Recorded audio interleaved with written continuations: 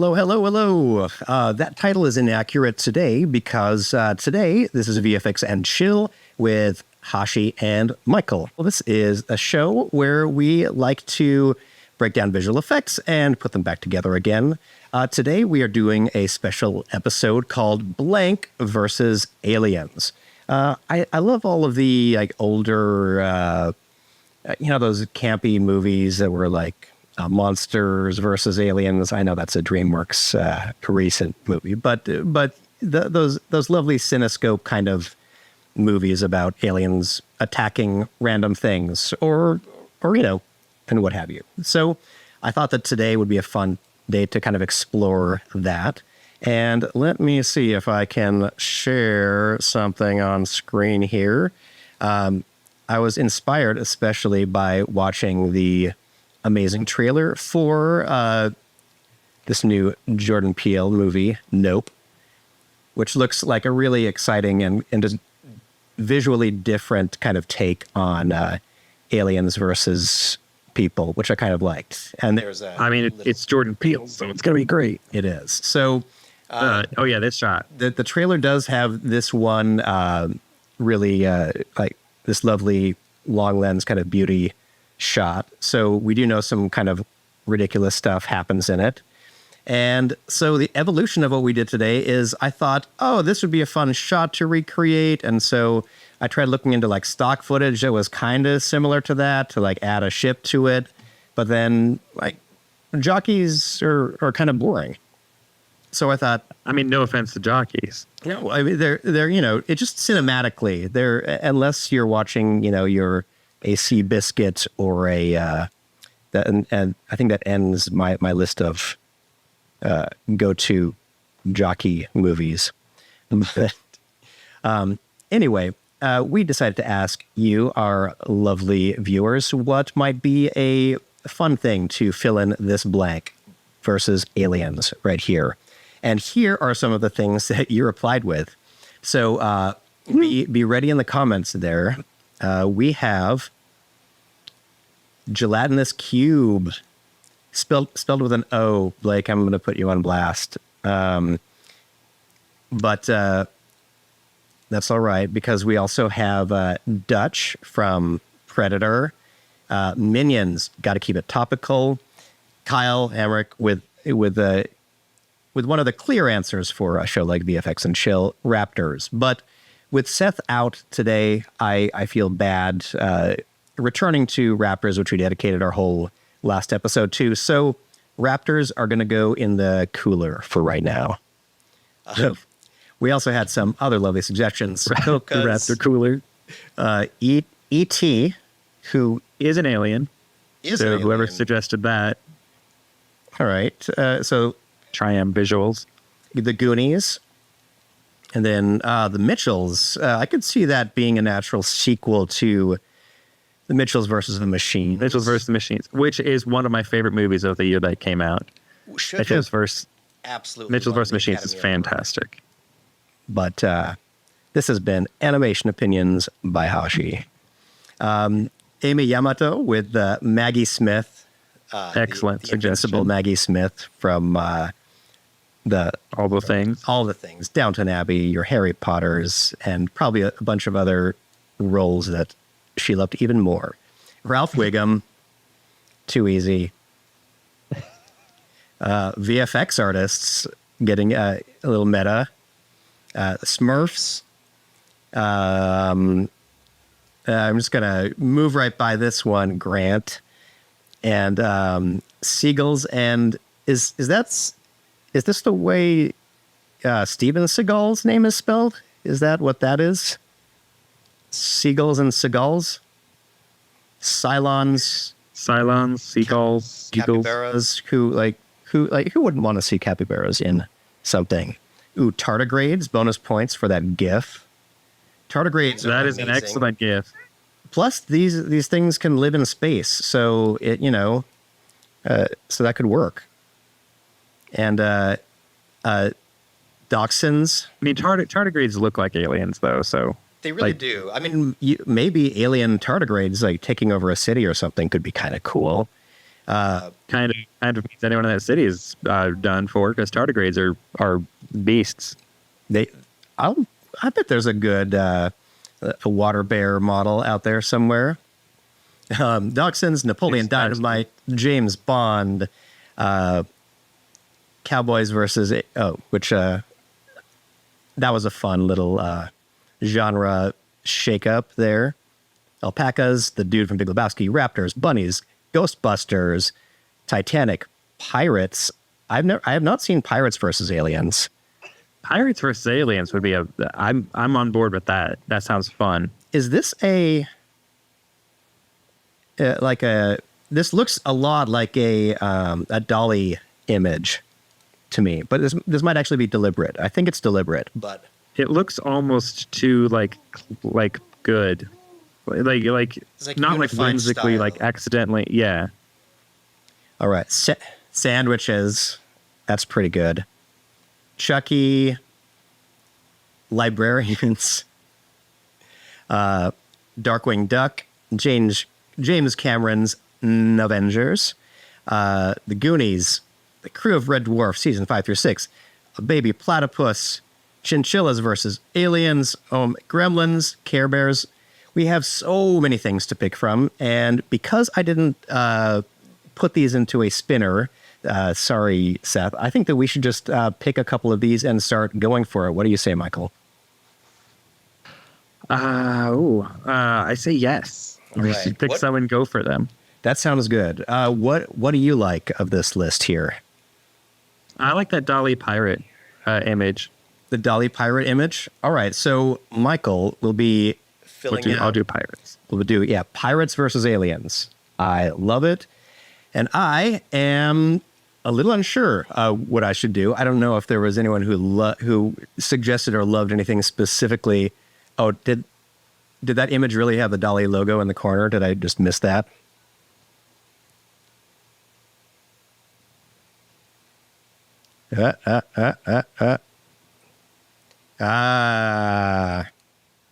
Didn't full screen it and see the little color thingy thing.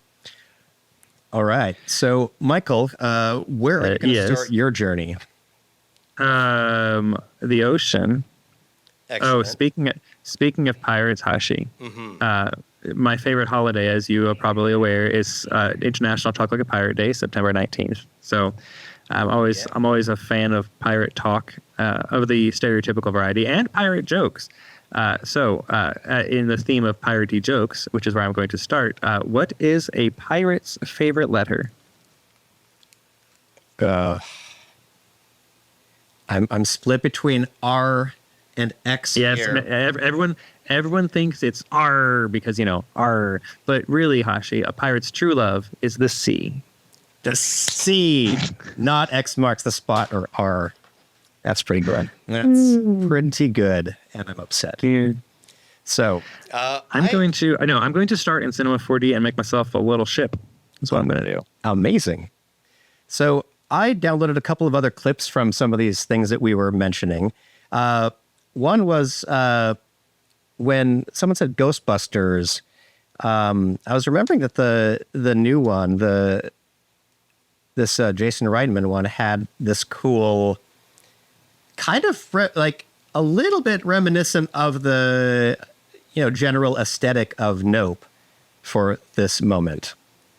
It's kind of out in a field and stuff. Perhaps we could call Alien into this kind of a thing. There's these kind of wide things. I know that aliens make big crop circles, like in the movie Signs. There's this incredible jump, which what I really appreciated about this jump, by the way, is watch the frame deformation on the car as it lands right here. Boom.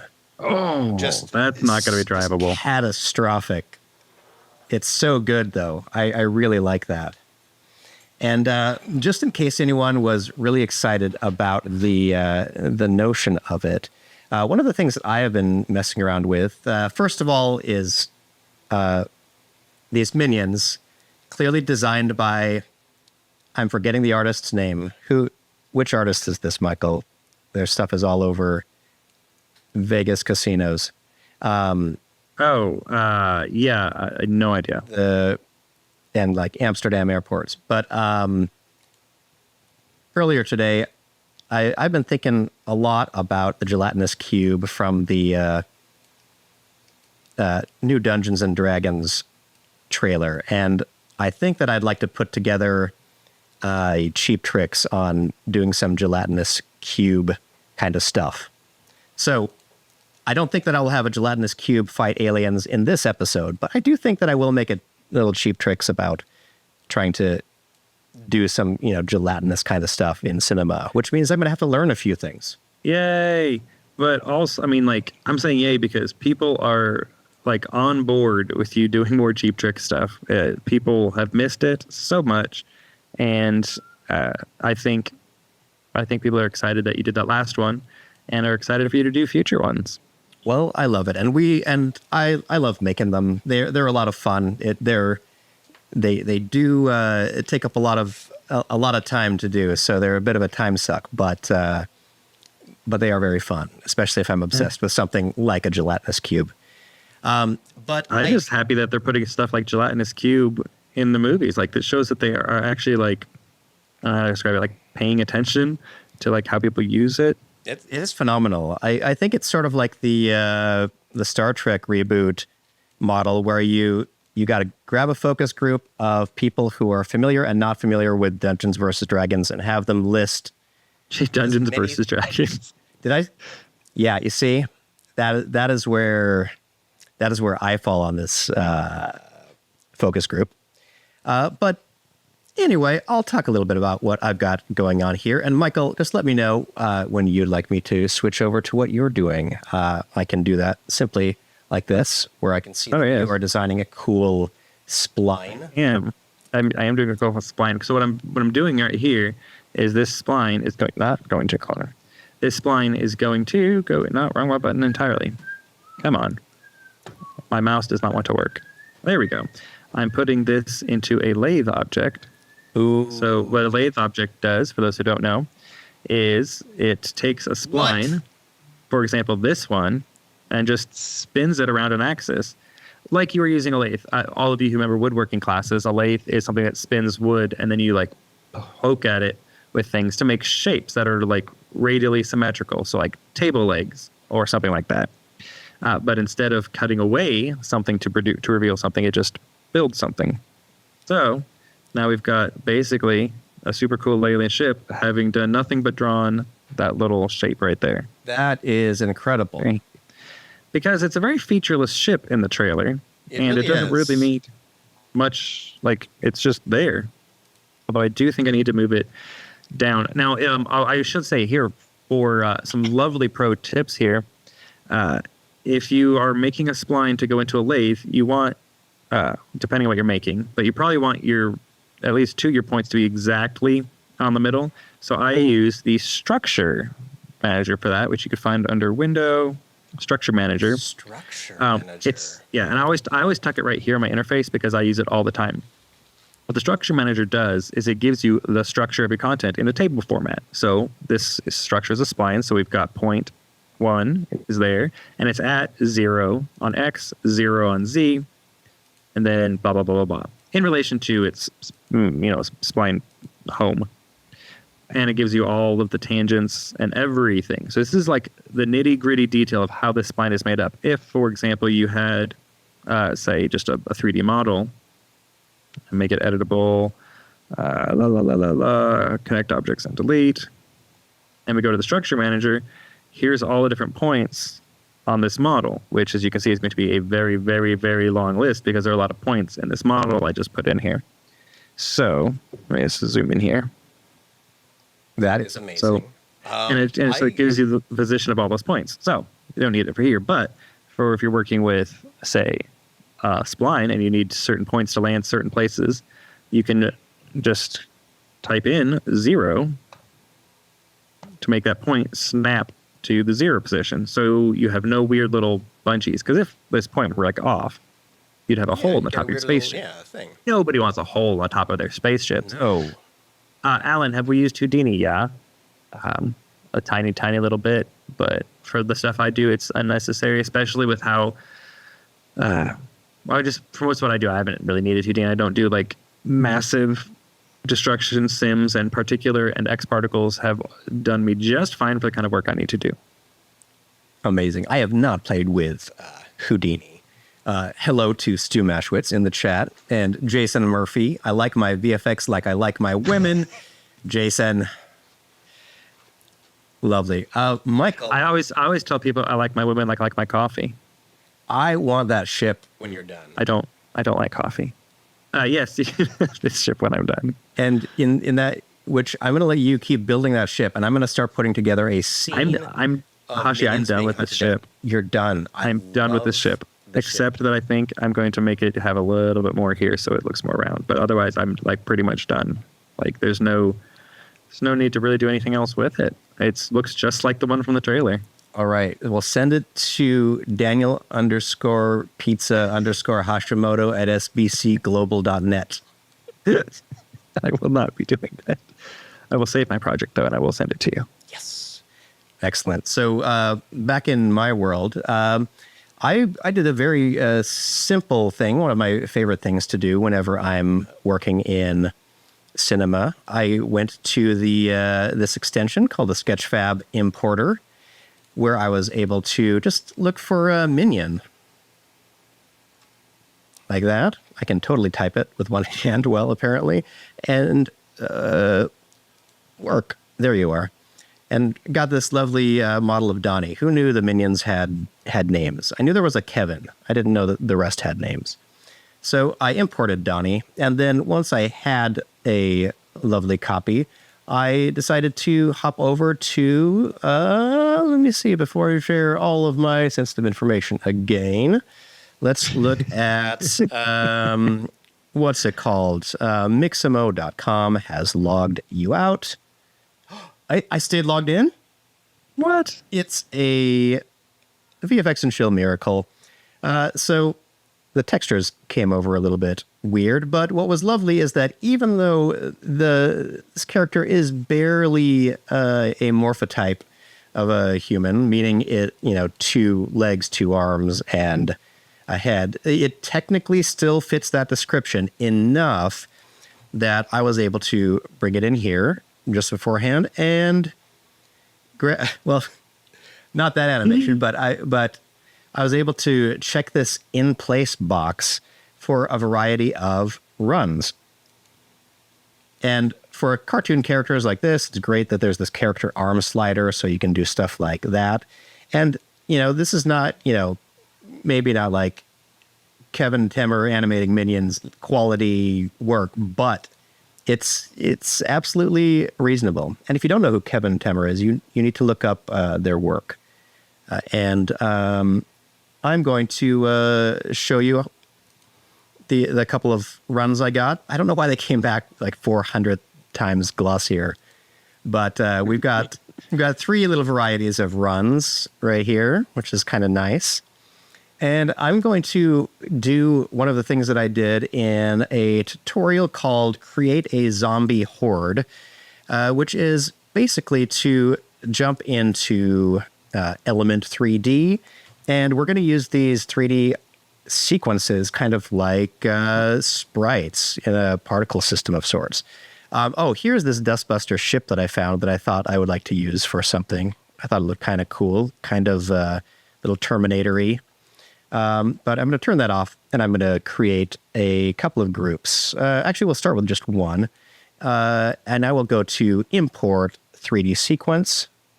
And then once I am there, I will jump over to my folder and indicate one of these sequences. So we'll start with Minion Run 1 and import it.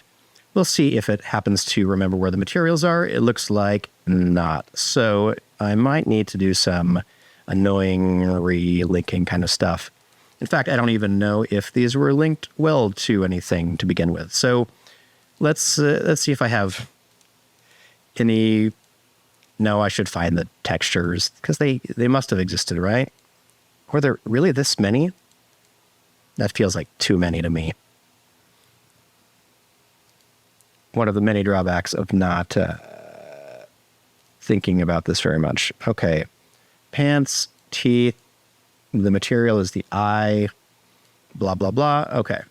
So this is the eye. Oh, it is missing there. Let me relink scene files and see if that has everything. Oh, it's just the one eye texture. So we've got, ooh, my eye is ridiculous. I must have had some kind of weird UV mapping in there. So I'm going to have to improvise here. What do we got? What do we got? It would be so wise of me to learn one of the, like integrated programs that brings in Cinema 4D objects into After Effects better than this. But this is what I'm working with, everyone. We got that. We got that. We got some red in the mouth, probably. And I'll look up the pants texture because I think that exists. But I just got to find where it is. Michael, how are you doing? Let me know if you want me to switch back. I'm not doing anything particularly interesting at the moment, but you can look. I've got piratey. I've got piratey things. Oh my gosh, I remember this scene. Piratey things. So there is a scene in Pirates of the Caribbean, or for those who don't recall, where he's like, "Hey, I'm smug," and then da da da, and then blah blah blah. Basically, his ship blows up. So what I'm going to do is first I want to take this shot here, possibly one of these shots, and pop some aliens in it. It's a lot of ships. And then I think I'm going to put an alien like up here, basically, floating in the sky. And then we're going to have the alien laser beam come down and hit the ship, a la Independence Day. And then this destruction will occur, is my plan. Oh my gosh, that sounds delightful. But I'm not entirely sure how easy it's going to be to integrate a blast into the background.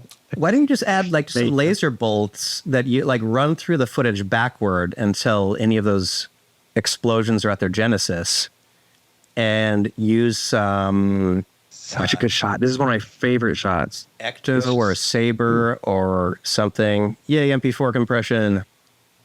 Huzzah. Aliens versus MP4 compression. I wonder if I could convert these files to ProRes and it would avoid that issue. It does if you send it to the external encoder, I think. I think if it's cached, it might grab your cached bad frame, but if you... No, I'm gonna use a different piece of software to make my ProReses. Genius. See if I can... So for those who don't know, MP4 uses what's called an interframe codec, which means that interframe compression, which means that instead of every frame having all of its compression information like a JPEG does, it uses data from other frames. So video is made up of frames. Every single frame in a ProRes file is completely contained. But in something that uses inter-frame compression, it has a complete frame, bunch of not complete frames, complete frame, bunch of not complete frames, complete frame. So it takes this full complete frame and then extrapolates data from that to kind of help fill in these incomplete frames. And MP4 uses motion vectors and stuff like that, which is how you get this data mosh stuff going, where they take motion vectors from a clip and apply it to the visual data from another clip, and you get these really cool, morphy, glitchy looking things. And that's how you get data mosh, because it's using data from different compression clips together. But the problem is that After Effects works in completely full pixel data for every frame, every pixel all the time, completely accurate. MP4s don't have that because they have these messy in-between frames. So After Effects has to try to interpolate it, and sometimes it gets a little goofy. So for this shot here, where it goes a little goofy, I'm going to see if changing the MP4 file into a ProRes first and replacing the After Effects files with those ProRes files will make it go better. That sounds but yes, to answer the question, how do you legally get these footage files? We don't.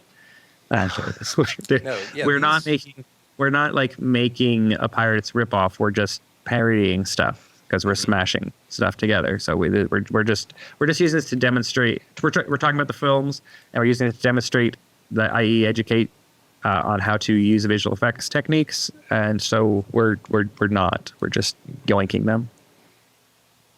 That And we yes, are. Paul, these shots did come from the Pirate Bay. I'm just kidding. No, they did talk about Pirate Bay. Now, let's see here. So what I'm doing over here is I am trying to find... at least these eyes came in at technically the right... they're on the right object. They're just... they needed to be tiled twice, I guess. So now I've added some eyes in here, which... unfortunately, I can't key the UV offset. Otherwise, that could be kind of fun. But now I've got a generic kind of minion-looking thing using the textures that I had here. I'm going to maybe make the this overalls kind of texture a little bit more blue. It turned out the ones from that I had found in the cinema had the, what do you call them? Like vertex colors. And that's always kind of a pain in the butt to convert into a thing, at least for me. All right. It is a pain. All right. So what I got going on here is now I have this group. Number 2 has this running minion. I'm going to go to, when the model is selected, I'm going to go to alignment, and I can either check from model probably, and that'll put the character right on the ground. And if it doesn't, you could also align to the bottom of frame. I'm also going to check this normalize button, and so that minion is kind of normalized. And then I'm going to duplicate this group a couple of times. I'm going to duplicate the model, then I'm going to duplicate the model one more time. And now that I have 3 groups, I'm going to make sure they have distinct group numbers. So I'm going to do 3 and 4, and you'll recall that number 1 is my spaceship, which I'm going to replace with Michael's spaceship because I like it. So, oh yeah, you've sent that to me. I have sent That is beautiful. All right. Let's see. I don't remember how well Element imports Cinema 4D's like parametric objects, so I got you a file that just has it as a loft in case you want to fuss around with the shape yourself, and I gave you one where it's made editable. Oh, thank you so much. Either way, the anchor point should be roughly correct for how that ship physically flies. I love that you pay attention to that, and we've talked a little bit about how the anchor point of flying objects is Vitally more, is a little ridiculous. Well, like I've seen a lot of like 3D models of helicopters that are for sale online where the anchor point is right at the bottom of the skids, the bottom of the aircraft, which is not the pivot point of a helicopter. I mean, it is if it's like rolling on the ground for the helicopters that have wheels and it's on the ground. But once it's in the air, the pivot point tends to be right at the bottom of the rotors. Blue Studios, yes, Hashi is using Element 3D, and I will be using Element 3D as well. It is just like if I were doing this shot for real, I would render the alien ship out of Redshift in Cinema 4D, obviously. But I don't need the realism and everything for right now, since we're just trying to knock out a quick VFX shot to talk more about the visual effects compositing end of things. So having the ability to animate and composite, and adjust things just on the fly immediately with instant rendering right smack dab inside of After Effects makes Element 3D a good choice for that.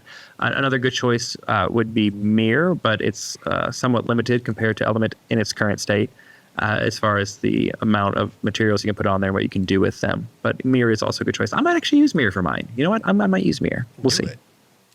All right, so I have imported your saucer here. I've added a little kind of default sci-fi panel kind of texture to it.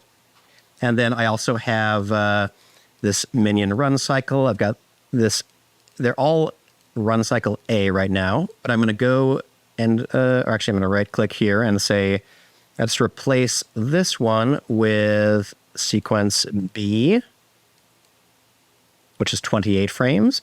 And let's replace this other one with sequence C, as you might have guessed. Again, if you want to see this in a more methodical layout, I cover this in How to Create a Zombie Horde. I'm going to press OK to jump back out here to the After Effects interface. And now you'll see I've got some minions going on, which is kind of neat. Everyone wants more minions in their life. More minions. Yeah. Who doesn't have enough minions in their life? I think they are necessary. So we've got these 3 minions, and they have slightly different run cycles. And one thing that I can do to start is I could create little group nulls that are assigned to kind of where each one is. And so I could put, 1 minion over here, 1 minion over here. And I'm actually rendering them with all this ambient occlusion and physical rendering, which it feels a little unnecessary as I'm looking at it. Oops, I made a null for the ship, which I'm not showing at the moment. I'm going to reveal it later. So let me create a null for that last minion, and I'll just put him right there. So let's, oops, did that not take? Oh, did I moved him too far. And Michael, just let me know. I don't mean to hog the screen. We can jump back to. Oh no, it's fine. I just got my, thing transcoded, and looky there, no glitch. Wah. And Alan Goering saying, I can't wait for the new Element 3D version 3 and Nebula that Andrew Kramer talked about. Yeah, Alan, we have all been waiting for 3 years. And Andrew, he showed it off. Love you. We do love you, Andrew. I mean, I got to actually see the Element in person. Like, he and I snuck off to a corner at Adobe Max in 2019, and he showed it to me. And I was like, wow, this is great. Can't wait to see it come out. It was 2019. NAB 2019, also where I met you, Michael, and then promptly forgot. Wait, no, Adobe Max. It was Adobe Max. Oh, it was Adobe Max? I've not been to Adobe Max. Adobe Max is fun. Except for this year, I believe that... oh, Jason, you cut me deep. I think it's getting released right after the Venom short. Oh, well, Jason, that is a good one. Played. Well played. No, jokes aside, though, we all love Andrew Kramer, and we think he's great. We do. Oh, I'm going to save my After Effects project. Michael, have you already saved your After Effects project? Since I imported the the ProRes files. All right, let me see here. But I have saved it now. Excellent. All right. So we've got a basic layer that is just a solid with this effect called Element on top. And now when I play this back, it's going to basically be all 3 of these run cycles of these minions doing their thing. It's kind of cute. But I want more than just the 3 minions. I want like a group being just very, very terrified by a flying saucer. And I kind of want to do a long lens shot, a little bit like the one in Nope, but instead it's a group of minions like running through the mist trying to escape from a giant flying saucer behind them. Nice. So we've seen some really good long lens kind of shots here on VFX and Chill by super fan Blake Rizzo, who made an amazing short, I think called Air Traffic Controller, or maybe just ATC, that had an incredible I think it opens with a great long lens approach shot. One of the reasons why long lenses are great for that is they compress that space and you can make it look like a ship or a plane or anything is a lot closer to the action. What is the movie that has the seaplane landing headed straight toward camera, and it looks like there's the group of people in the boat, like 2 old dudes in a fishing boat up front. I don't know the answer to that question. Someone who watches movies. Hey, but seriously, someone who watches movies. Someone who watches movies. Let us know what that was. I can't remember. So I've got the shadows and stuff on these characters, but I don't know if I need them to. I'm just going to put them into draft mode for a second. So they're just going to look like real 2D shaded things. Oh, I'm not even on my screen, am I? Doesn't matter. You didn't miss anything. You didn't miss anything. I've got these 3 minions still, but I want it to look like more minions. And so that's why I'm going to use something that is in each group under Particle Replicator. You can replicate your particle that is made up of these sequences to a certain number. I'll just say 19 randomly.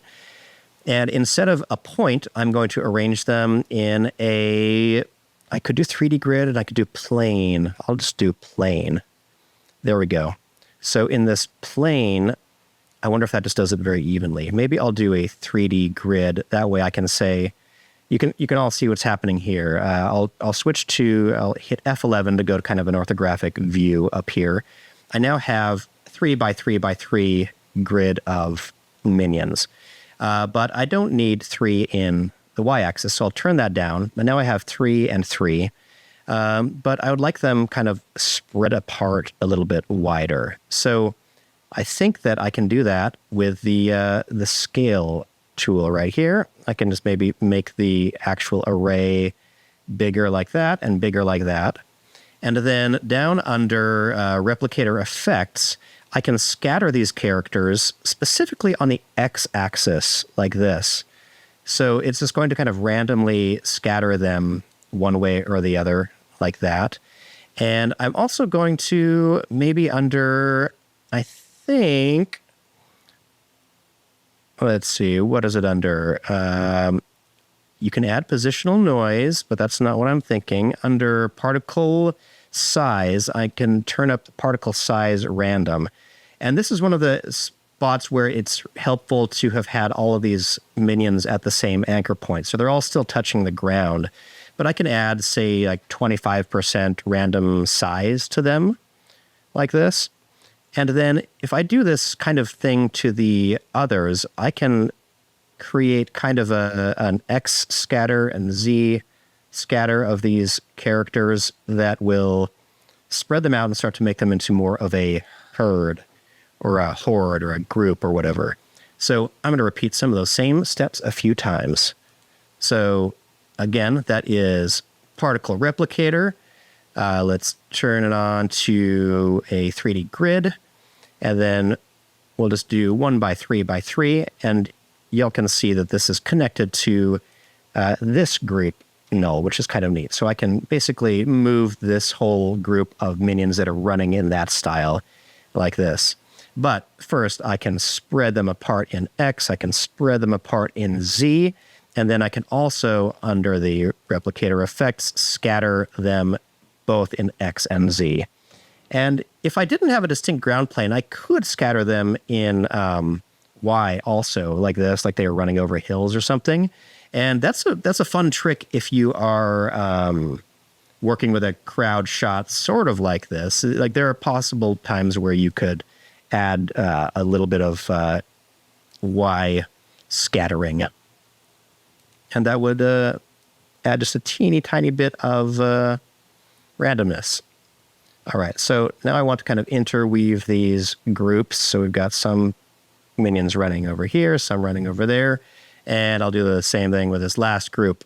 My goodness, so many minions. How far are we into this episode? 40 minutes into it? I kind of want to get through more than just minions. So, Hashi, hurry up through this next bit. Let's get this going real fast. To answer the questions from people, how's Seth? Seth's great. Seth is just taking a little bit of a holiday for fun things. Whoops, what did I do? And we will all be taking a bit of a holiday here in a little bit. The month of August will be off and the end of this season, and then we will start a brand new season. We are going to in September. Chill. Well, we may or may not have cool things coming out that we need to prepare for. That's true. Yeah, I love making and doing this show, and it turns out that there's still other things that have to happen. Like, who knew? All right. So as you can all see, I have these kind of random groupings of minions, and there are 3 groups, and they are kind of scattered differently. And I can shuffle through the random seed if I want, just to kind of see what potential layouts there are. I'm just looking for layouts where there are not too many overlapping, but you kind of get a cool, like, grand sense of how many minions there are running. And that's getting close, but maybe I got to spread them in Z a little bit more. Okay, so here's what we have now. We have basically these. Sorry, Hashi. I don't know if you just answered this, but someone is asking why you have the different element groups instead of just one large group. Oh, I have that because I have. I'll try to visually show this off. This looks like doesn't this look like goodness, I couldn't even think of the word, a screensaver from the 1990s right here. But if I play this, you'll see that all of these are little animation sequences. And there are 3 distinct run patterns. One is this fast one is this flailing arm one, and one is kind of arms a little bit up in the air, very small step run. Now, if you were to look at any of the 2 sprites that are the same, right now they're exactly aligned. They're happening at the same time. But what I want to do is for each of these groups, the ability to have 3 different groups with different run styles is that I can now go into the, let's see, where is it? I can't remember if it's under replicator effects. Parts order nuts. I came in all confident and then I forgot where the thing is. Oh, it's under particle look under baked animation. Right now they are in loop mode, which is correct. They're supposed to loop, but they could also be random loops. And now you'll see these 2 minions, of course, happen to stay on the exact same frame to not make my point. But I'm going to change the random seed. And so I can see, I'm affecting a different group of minions. But now they're all on random loops there. And if I do that for all of these groups, I'll now have all these distinct, different kind of running shaped minions. And, they're going to kind of blend into a horde of sorts that doesn't even really matter. But this is especially helpful if you have a longer run cycle. Some of these loops are only 15 frames long, so it may not be super apparent, but using different groups gives you the ability to add like a slow zombie, a fast zombie, and some things like that, if that makes sense. Yeah, I think it makes tons of sense. Oh, in Blue Studios, we are now, with some of our live shows, broadcasting simultaneously to the Red Giant channel, where the show originates and also will live if you decide to watch the replay of this. But while it's live, you can also watch it live on the Maxon YouTube channel and the Maxon Training Team YouTube channel. And you could also watch it on the Red Giant Twitch channel. Is that right, Michael? Yeah, if you're a twitchy person. If you're twitchy, do that. Yeah. All right. So I've offset some of these. Did I offset the last group? Particle look, particle animation, baked animation, changed to a random loop. And now all of these minions are doing their own thing. So let's switch back to this front view. And I'll switch it off of draft mode for a second we'll do a full render, but at half res. So now I've got these minions. I'm going to add a light source. Should I do parallel light? Why not? Slightly blue parallel light. And we'll point it kind of this direction. So look at all the definition we get just from this nice side light now. Okay, so now we've got a horde of minions that I believe if we were exactly aligned with the ground plane, they're all touching the exact same ground. See that? Which is a lot of fun. But there's some random size and there's some random placement. There's a little bit too much overlap for my taste between a couple of these groups. So I'm going to try to break this up just a little bit and figure out if I can maybe add some more scattering to group 2, it looks like. Let's scatter them more in the... Oh, I have hardly any Z scatter on them. There we go. Scatter them wide like this, and a little bit wider like that. And then position. Let's... whoops. Let's move them somewhere.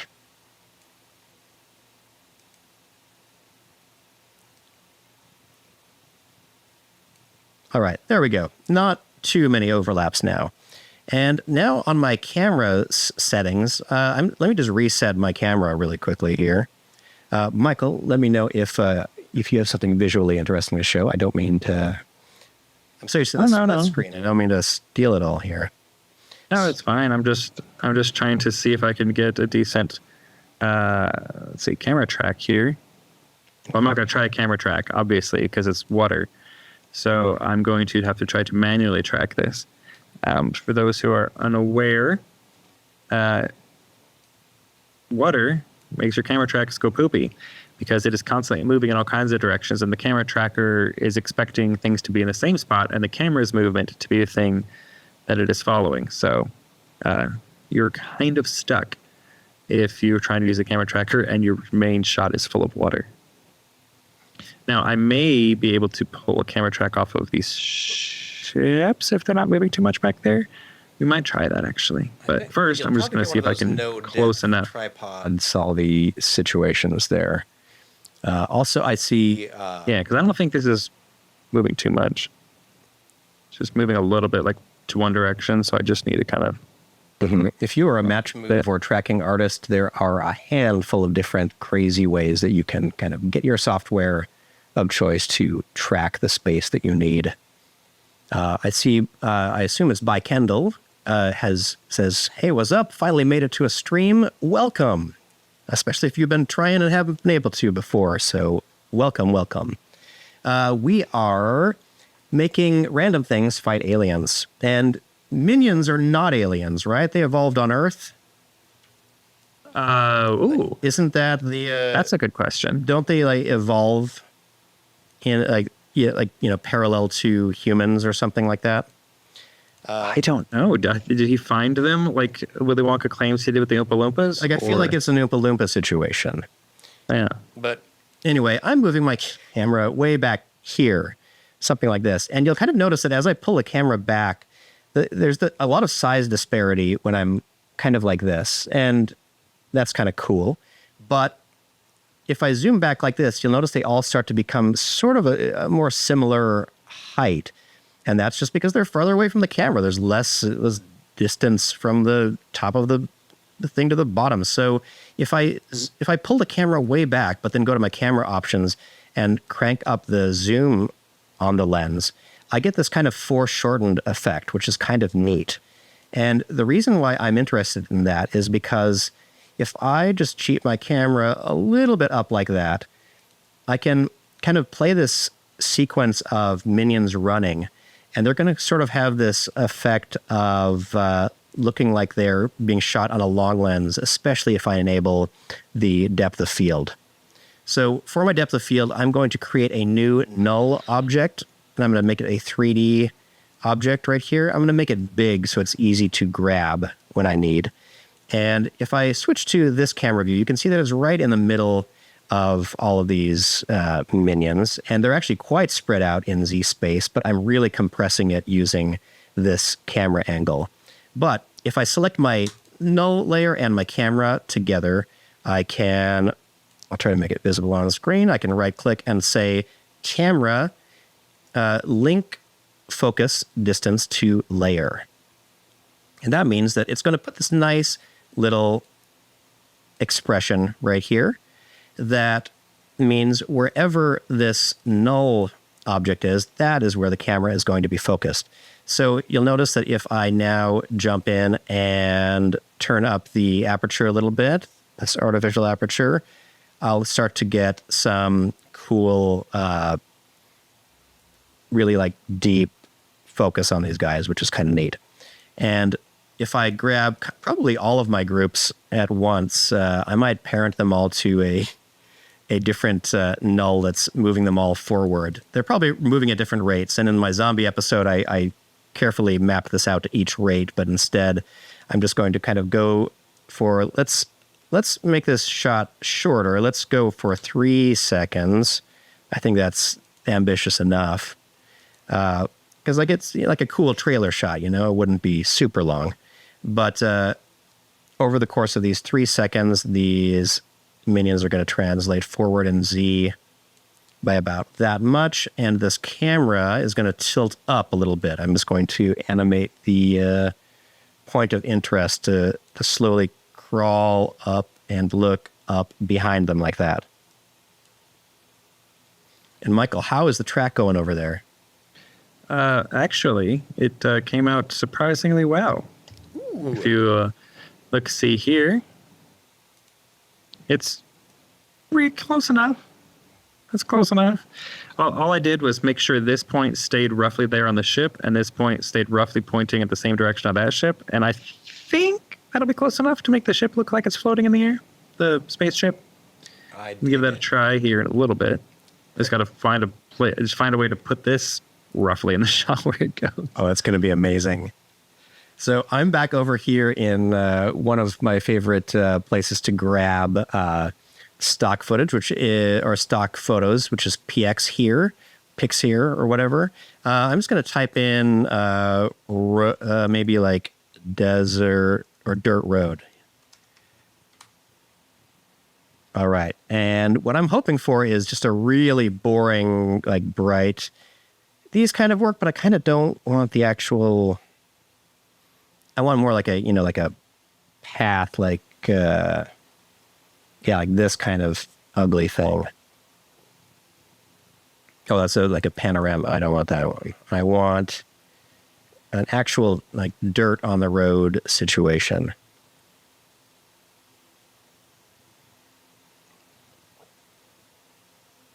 And so I'm going to use this one, because this works fine for my purposes. So what's great about these is these are all free for personal and commercial use with no attribution required. And you don't even need to sign up anymore. You can download these as a guest. So I'm going to save this landscape right here. I'm just going to call it BG Land. So it's not a big old file name once I bring it all in. And we'll say, okay. And now we're going to do Hashi's favorite old 3D card trick, which is I'm going to bring in that element that I just saved, the BG Land. And now I'm going to bring that into here. For just a moment, I'm going to turn off my depth of field on the camera. Or not my, whoops, I did the wrong thing there. Turn off the depth of field on the camera, and I'm going to make that background that I brought in a 3D layer. I'll also double tap A, which will allow me to open up the properties of this layer. So down here, I can go down, and it might be hidden behind my head here. Accept lights, I'm going to turn that to off. And so now this won't deal with any of the lights that I'm using in Element. So now I've got a cool 3D layer with a background on it, but you might say to yourself, that's just a big old flat background. What could you possibly be doing with that? And I'll tell you what I'm doing with it. I am going to press A to reveal my anchor point, and I'm just going to scroll the Y anchor point like this, right until my horizon is lined right up with the X gizmo. See that? And then I'm going to duplicate the 3D layer, and I'm going to grab the this X gizmo, hold down Shift, and rotate that twice for 90 degrees. So what I've just created here is the stupidest version of a 3D projection here, where I have my background image, and then right at the point where it sort of becomes a horizon, actually starts to stretch out like that. Now, if I link the one that is kind of the fake ground, well, I'll just retitle it so I remember. I can parent it to the original now, and I could also lock it so I don't end up monkeying with it again by accident. I could, in this kind of orthographic view, just shove it back maybe, several thousand pixels. And then we'll switch back to a front view, or switch back to our active camera, rather. And once I'm in my active camera, now I can kind of scale this up, but I'm being careful to leave the position basically alone with that, unless I'm using the gizmo to shift it in the X direction. All right. Whoops.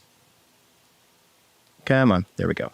And now if I want, I could actually go to the scale properties here, press unlink on scale, and dial up the Z depth, and watch what happens. Now my ground plane starts moving forward toward me.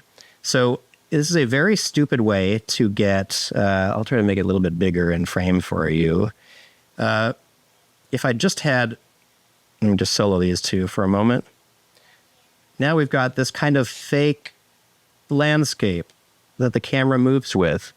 So I can come like down to the ground and I can orbit the camera around. Oops, we're under the ground now even. But I could get these really steep camera angles or these slow camera sweeps or whatever. And you could even pair this with something like PowerPin and undistort it or whatever. But I don't need any of that right now. All I need is a sort of temp background to throw my element in front of, like so. And then I'll turn my camera's depth of field back on. And that should give me a kind of cool effect on this all. So not the most realistic depth of field look, but it's kind of interesting. How's it going over with you, Michael? Speaking of depth of field and aliens, actually, before you, I was going to say I've got.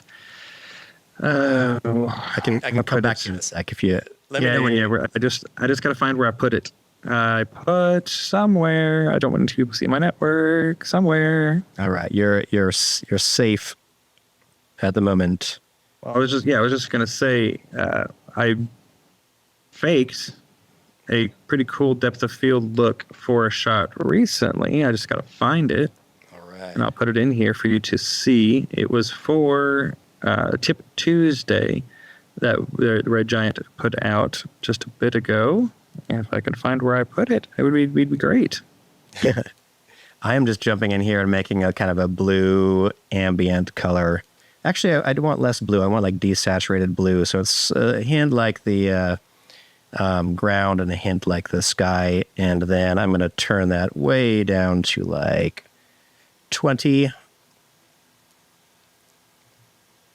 And if I wanted to, I could even add a shadow catcher here, but I'm going to wait on shadows for just a second because maybe I don't need them and I could fake that it's not this way. So we're almost right at the 1 hour mark here, and I'm closer on this. I wish I were a little bit closer than this, but kind of getting there. I'm going to. I found it. I found it, Hashi. All right, you ready? Yeah. So this is for the Tip Tuesday. I wanted a nice cinematic looking shot, so I got this like hallway shot from Midjourney. I wanted a sci-fi hallway, but I was like, you know what? It should fall off into out of focus. I didn't want to reimagine things. So I used two effects. I used the camera lens blur and After Effects to get this blur appear, and then I used Universe Spot Blur. One of my favorites. To make it extra blurry back here. Since this hallway was pretty much straight shot down the hall, I just made the blur fall off this way. It's basically a really easy to use fast rendering compound blur. That is ingenious. So it's extra blurry back there and it gets less blurry up here. And so we've got this lovely person fighting off the aliens. There's little explosions happening off to the side where she's firing to. So her gun fires and whatever explosive is exploding off screen over there to make the reactive lighting on her face. Beauteous. And I was using this because I was saying, you can use Bang for more than just like real muzzle flashes. You can use Bang for like laser blasters. There's even presets. So have fun with Bang in your sci-fi movies, people. Absolutely. And going back to the and here we've got with amazing, right? All I've done here is some super comp, and we're good. A little bit of light wrap on the edge. Stu's little subtlety is going to be undone by my heavy-handedness. I do. I always crank those up just like disappointingly high. So subtle. I'm so happy. I know that. I don't want to show. I want people to see that I've done a light wrap. No, you don't. People should not know you've done a light wrap. They should just notice that your thing is sitting nicely in the scene. Oh my goodness. Yeah, that's rough. Oh, I love it. Some good animation going on. I know, it's great. I'm happy. Oh my gosh. Oh, good. So back here, we've got Minions shot going on. I'm going to rename my focus null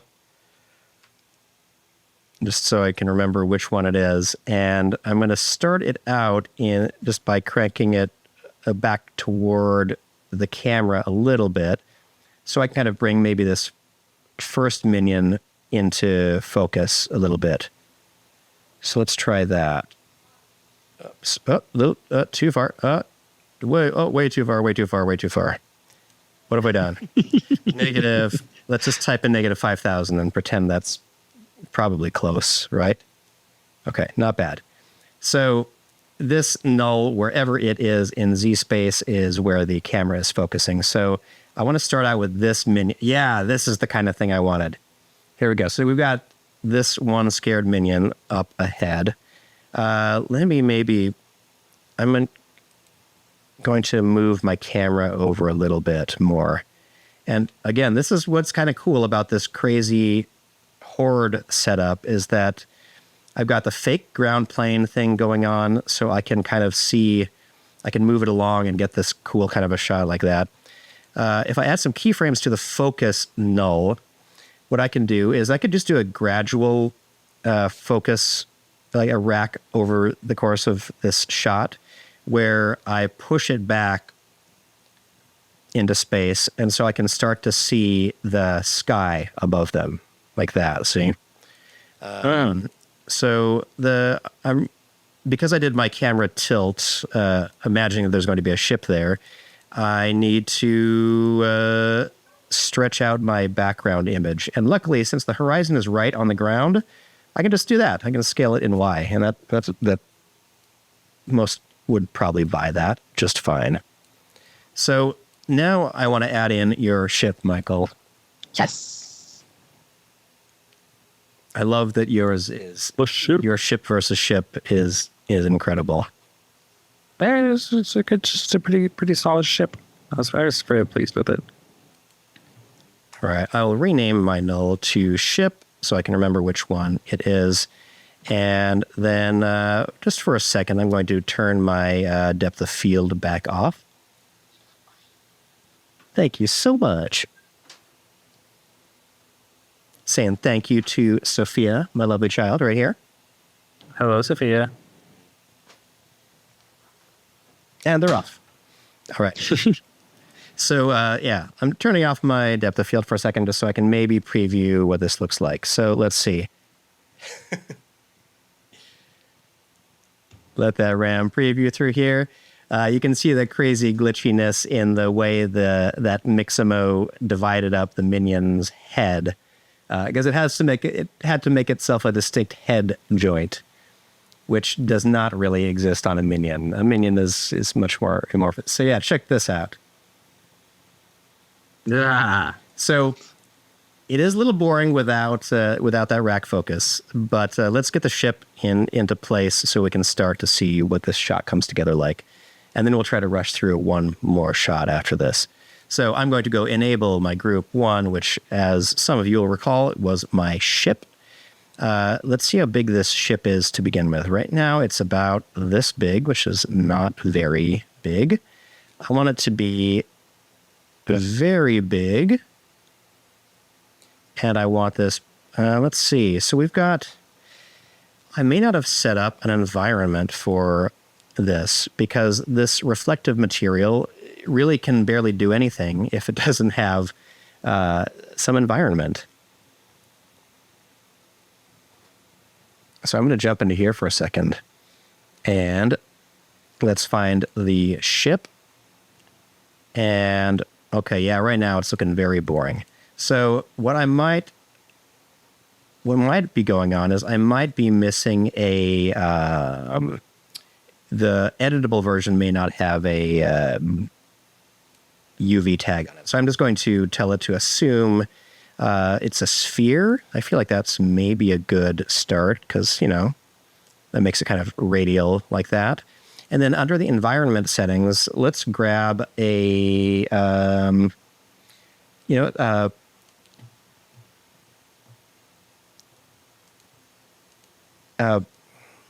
what should I'll just try this random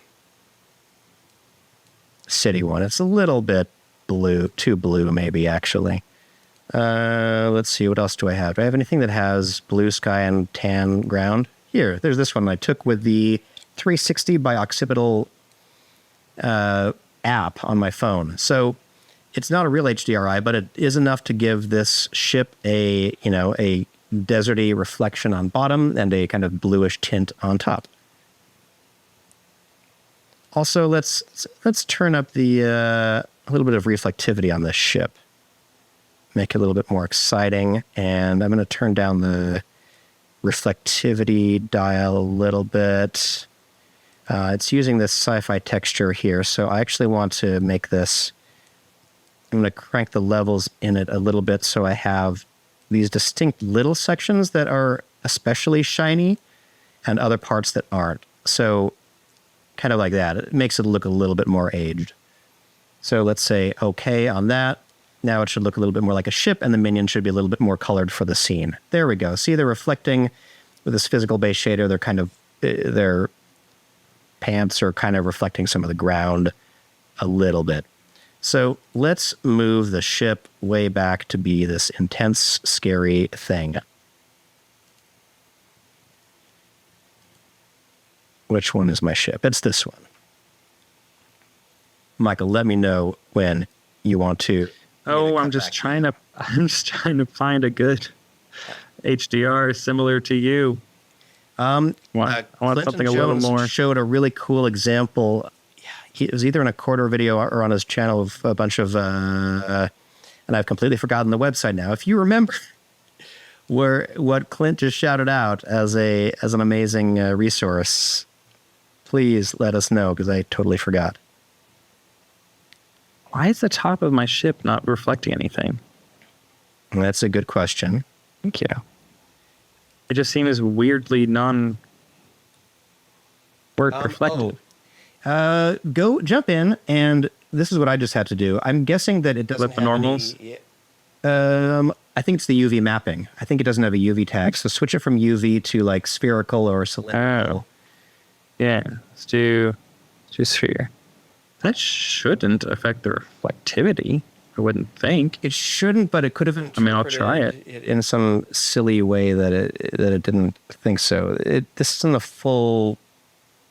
So weird. Oh, that is odd. I don't know. Like I see solid reflection there, but nothing up top. So weird. All right. Well, I am going to add another null object to my scene. Just so many nulls. And I'm going to do the trick of, I want to put this 3D null right where the ship is. So I'm just going to hold down Shift while I parent it to the ship. And now it will be right there. And now I'm actually going to unparent it from the ship because I really just wanted to move it exactly there. And then I'm going to move this anchor point up just a little bit higher than the actual ship, like a little like string toy. And now I'm going to parent the ship to this. And now if I rotate this on its z-axis, it's going to feel kind of like the ship is sort of banking a little bit, but off of, its own, instead of from the center, like it's just turning around itself, it's like it's having to fight the air a little bit. So I'll start with it. Let's add some position and rotation keyframes here. Orientation, I mean, for the 3D. Let's rock the ship backward a little bit like this, and I'm going to move it up in Z so it's kind of off screen at the beginning. And then at the end of the scene, when the camera tilts up, it's going to be careening forward toward everyone. So we all think we're going to get dead by this spaceship. Yeah, I want it to look like there's no way it's not about to collide with the ground, basically. And I'm going to have it swoop a little bit over to this side, and I'm going to have it rotate just a teeny bit forward like that by the end. And should I have the ship like be spinning? I don't know. I mean, there's no detail on the ship for it to really notice any spinniness. It's the same shape all around. All right. Well, I'll throw an expression on there just in case. And now I want to be done with this shot. So I'm going to turn the depth of field back on. I'm going to add an adjustment layer way up top. New adjustment layer. And on this adjustment layer, I'm going to use one of my favorite one effect tricks, which is to add Universe Heat Wave. Now, what Heat Wave does is gets confused because I'm in the wrong preview mode.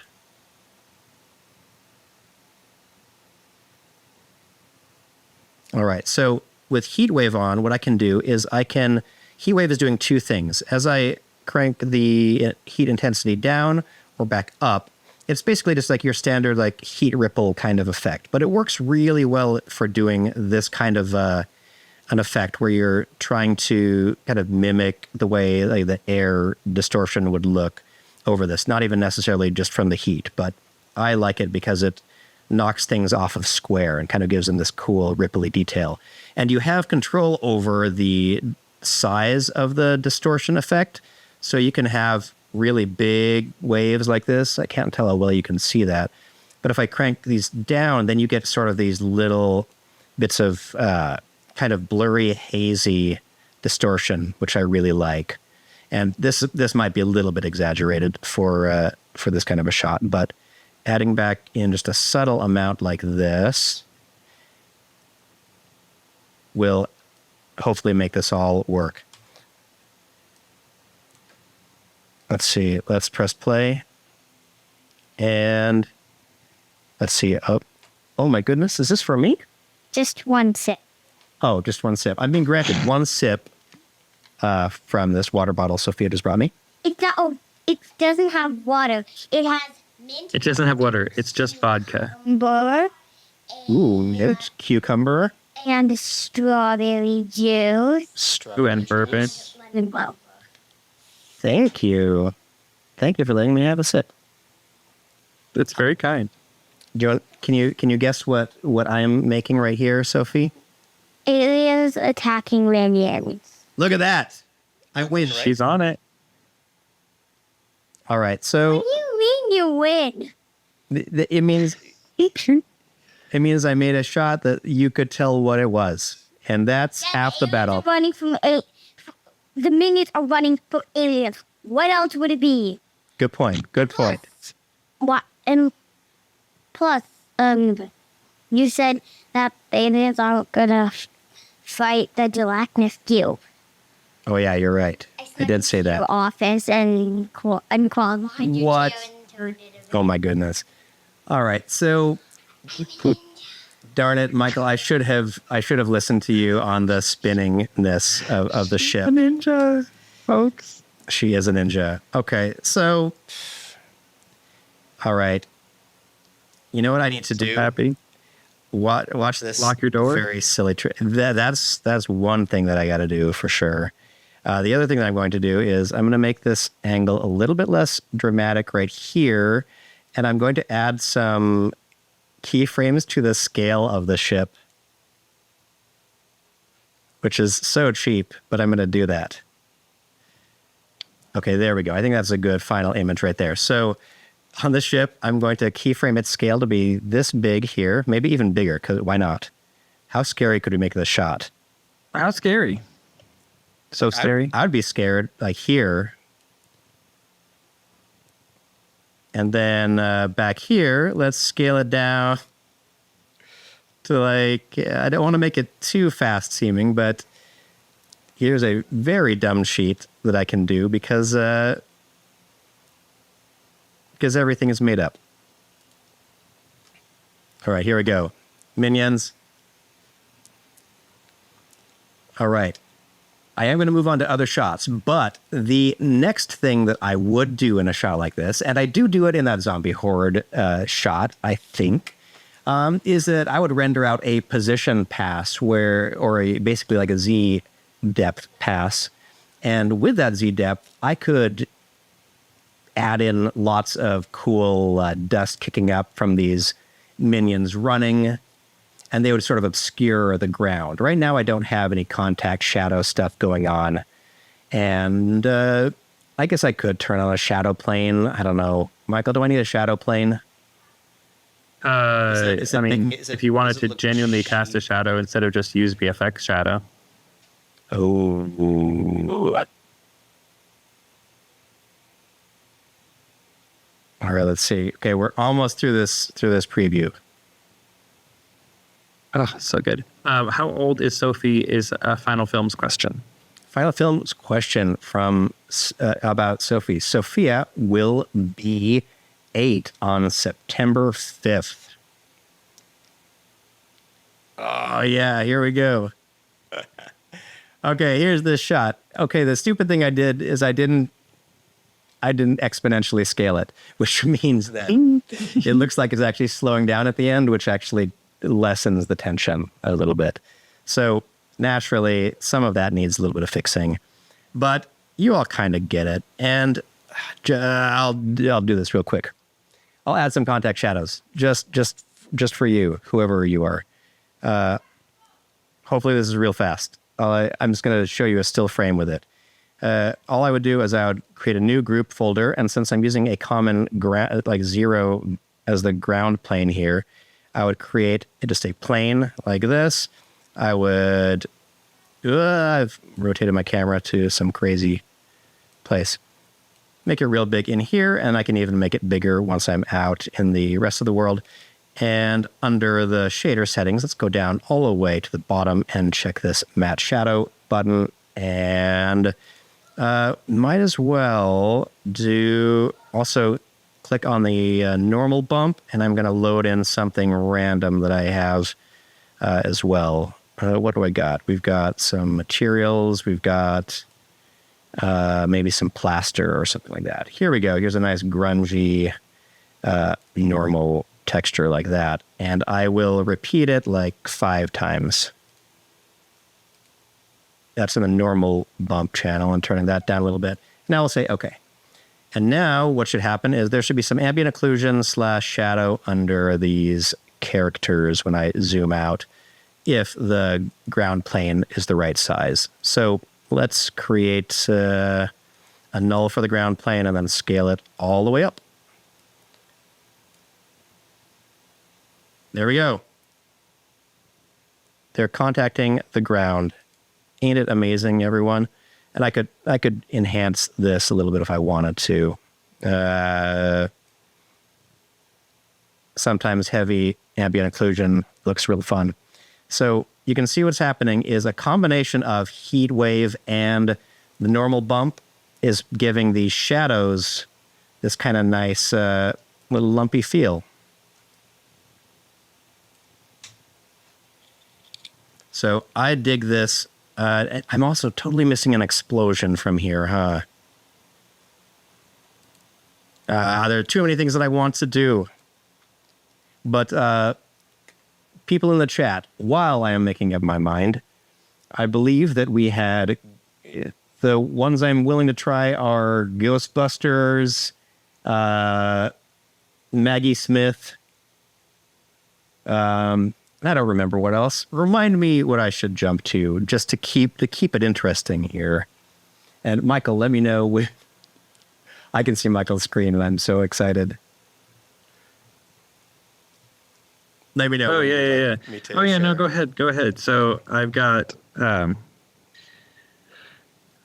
ready to go. You can show it. All right. Oops. There we are. So just rendering it out real quick. I've got them chatting, and then the laser blast comes in. We're using a beam. Stu, you'll be very happy. The laser blast is done using a beam. It was the case. This actually worked out a lot better than I thought it was going to. So let me walk you through what I did to make this little laser beam here happen. Please. So all I did is it's very, very simple. I've got my here. Remember, this is all name things. Bars. It's the bars up top. Super comp. All I have is super comp and 3 layers. I've got my regular footage layer. Nothing done to it. Got my beam. That's what it looks like. Just that. And then I've got this keyed foreground layer, which is just this. Yeah, it looks. Well, because super comp makes it great. So to key it, I first thing I did was I used Primat Keyer to pull that sky because they color graded it so wacky. The sky actually came out keyed out really well. So Primat Keyer just pulled this color here. Yes. So keyed that, and then I used Extract to knock some more of that, cloudy bits out. And then I used Color Key, and then importantly, down here, something that a lot of people forget is that under an effect, under the compositing options, you can mess with the opacity of that effect. So the effect is 100% opacity or 0% opacity. Let me try to hide us.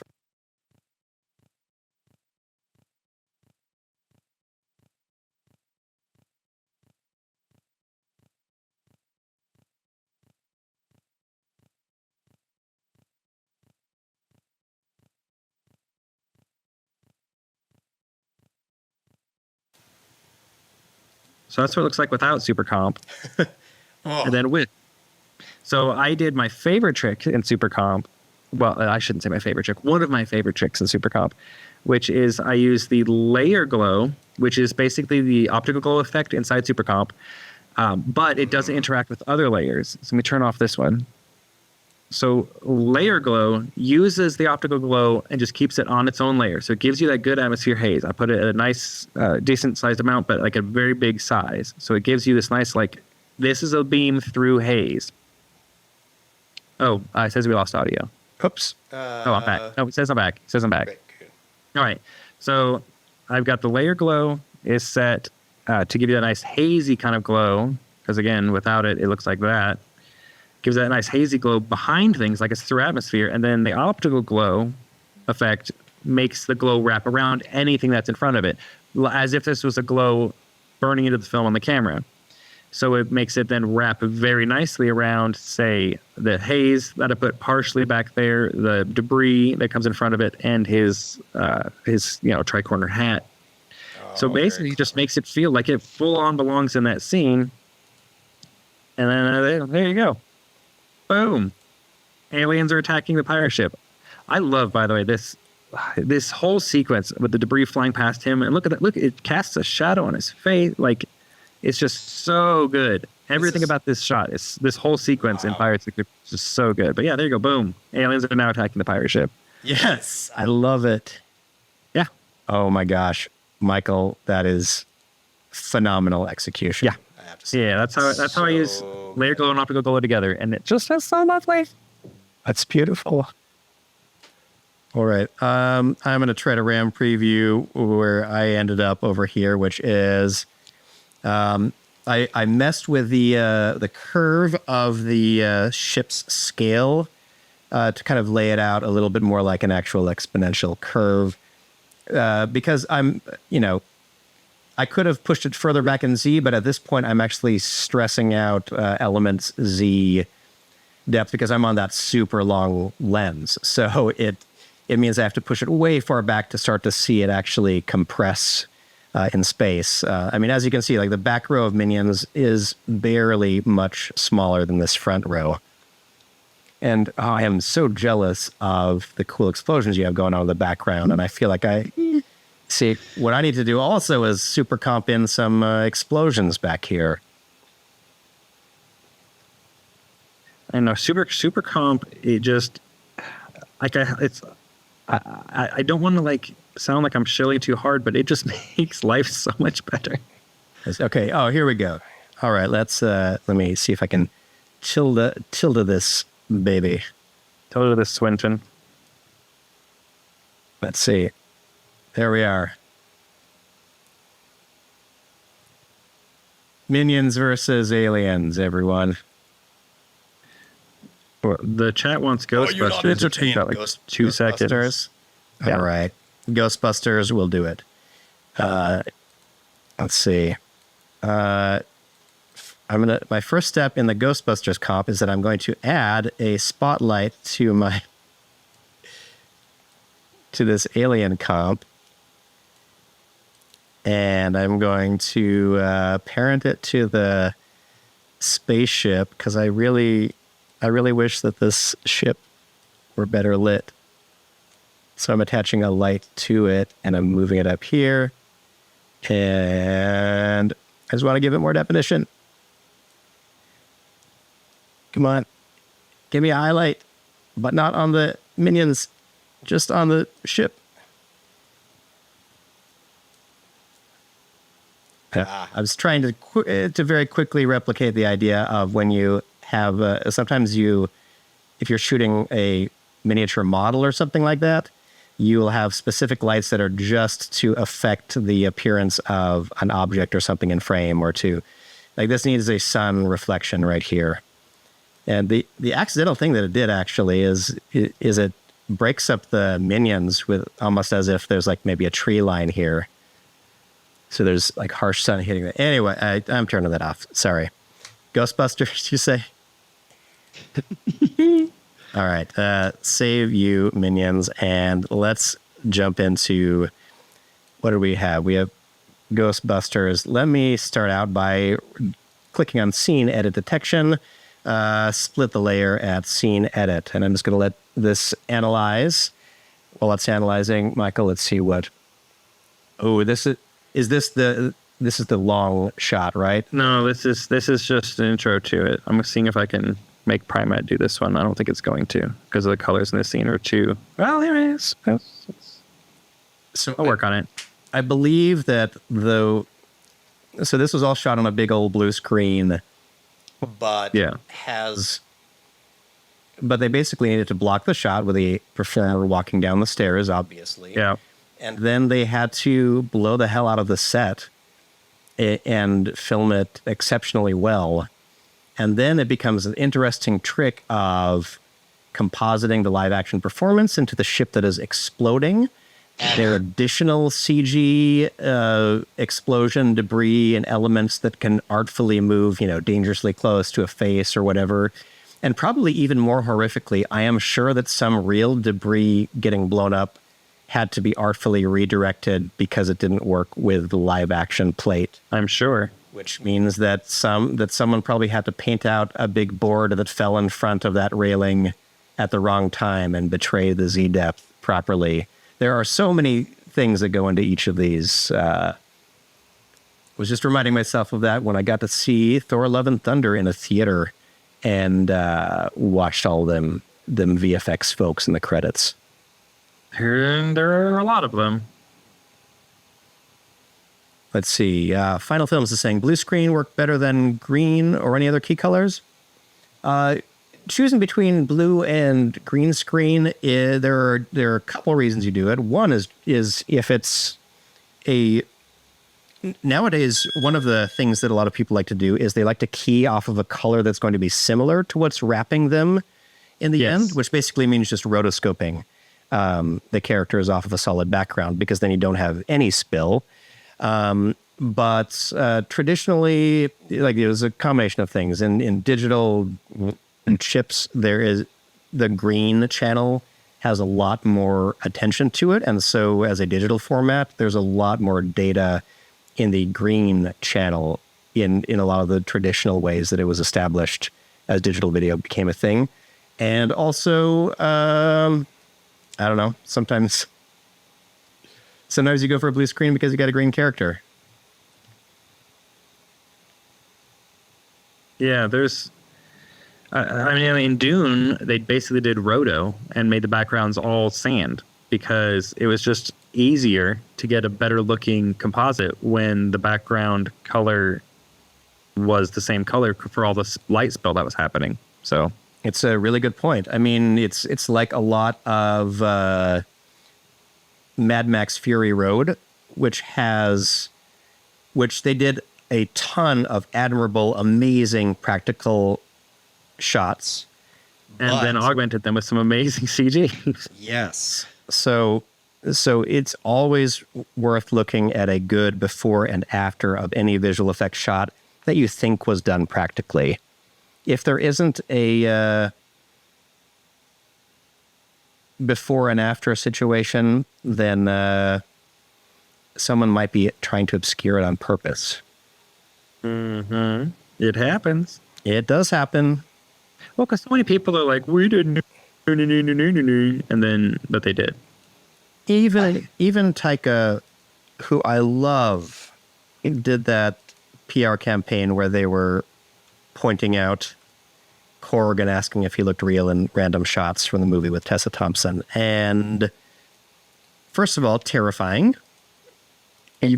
But anyway. Here, I'm doing my super comp trick again. Oh, show us the super comp trick. There we go. We've got layer glow is on there to give it a nice hazy look. Let's put it up to like, I don't know, 300. Oh, 3,000. That's too much. 300 maybe. Oh my gosh, I can't type today. Here, let's try again. 300. And not there anything. There we go. You know what? I'm going to make that one more like 200, I think. Yeah. And then, so it doesn't wrap around. And then we use optical glow, which does wrap around. And we're good. Like, just that. It went over as if that was going to be a complicated, It was just 2 steps. It's so easy. Look at that. And it looks, I mean, that could absolutely be a still frame from a movie. Right. So any like Transformers movie where you shot a bunch of cool practical elements and then just needed to add a bunch of cool lasers. Look how quickly you're able to make it work atmospherically with it. Oh, I like that look better.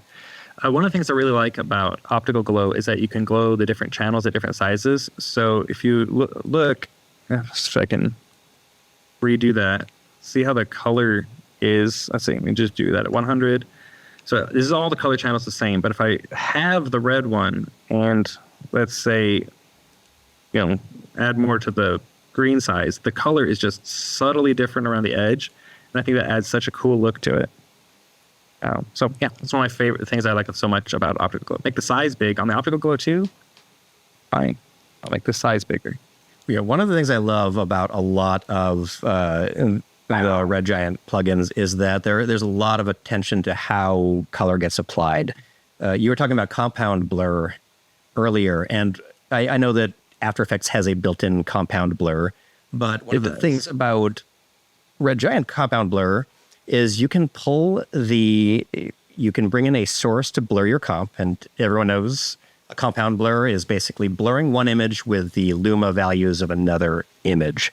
But with Universe Compound Blur, you can select to blur any specific channel of your footage using the compound blur. So you can make it like you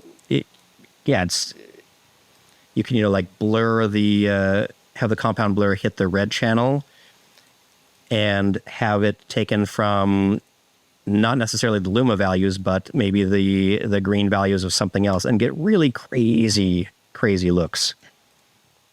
And Stu is saying if I crank the size up more and then also crank up the fall off, which obviously Stu is going to be correct on this because not only is he amazing at visual effects, but he also had a lot to do with his tool being the way it is.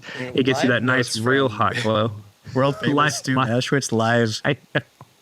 Where else? But yes, he's correct. I get the hot core and that nice subtle overlap. Yes, it is better. As expected. So there you go. Another alien shot. This one is going to blow these sailors that are here away. Boom. Oh, yeah. Not sure the physics of that guy from over here flying this way. It all works. All right. I am just over in, Element trying to do the same kind of thing here. I want to add I'm trying to find the right reflection map for the ship in this scenario. So I have the two ships. I have my Dustbuster one, so it could be like a Dustbuster ship versus Ghostbuster. But I actually kind of like, you know what? I kind of want it to be Michael's ship attacking in all of these scenes. So the last thing I'm going to do, though, Michael, is I'm going to maybe augment with a random maybe component or something so this ship can be firing. Okay. I say go for it. What's a good looking laser components thingy? These are maybe this thing. Let's move that component down. No, that's too silly.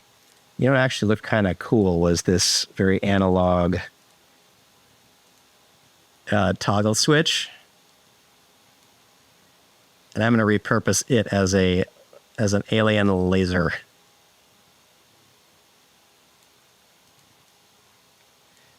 Let's just scale that down here. I do not know why my scroll button isn't working here for the camera. So I gotta work far away. Let's make that much smaller. It'll just be just something that we can track on the ship. And now I'll bring it in here. Now it's there. And we're going to need a couple of layers going on here. So I'm going to delete my extra stuff. I'm going to hide my element for a second. And we've got this car in the foreground. Luckily, it's a pretty short shot. It's that long. Okay, so I'm going to duplicate that layer. And then let's open this up. I could maybe... I'm deciding if I could key it or extract it somehow. You know what? I'm going to rotobrush the body of it, and then I'm going to try to extract the edges nicely. So let's open up this layer. Let's do our fun rotobrush trick. And I'm not really following my own advice, which is you try to, if you've ever looked at a segmented image, you're trying to do the same thing with the rotobrush strokes, but I didn't in this case. But it'll probably be okay. It's pretty high contrasty. So let's play this through, and that will grab the bulk of this car. Great. All right, and I'll freeze that.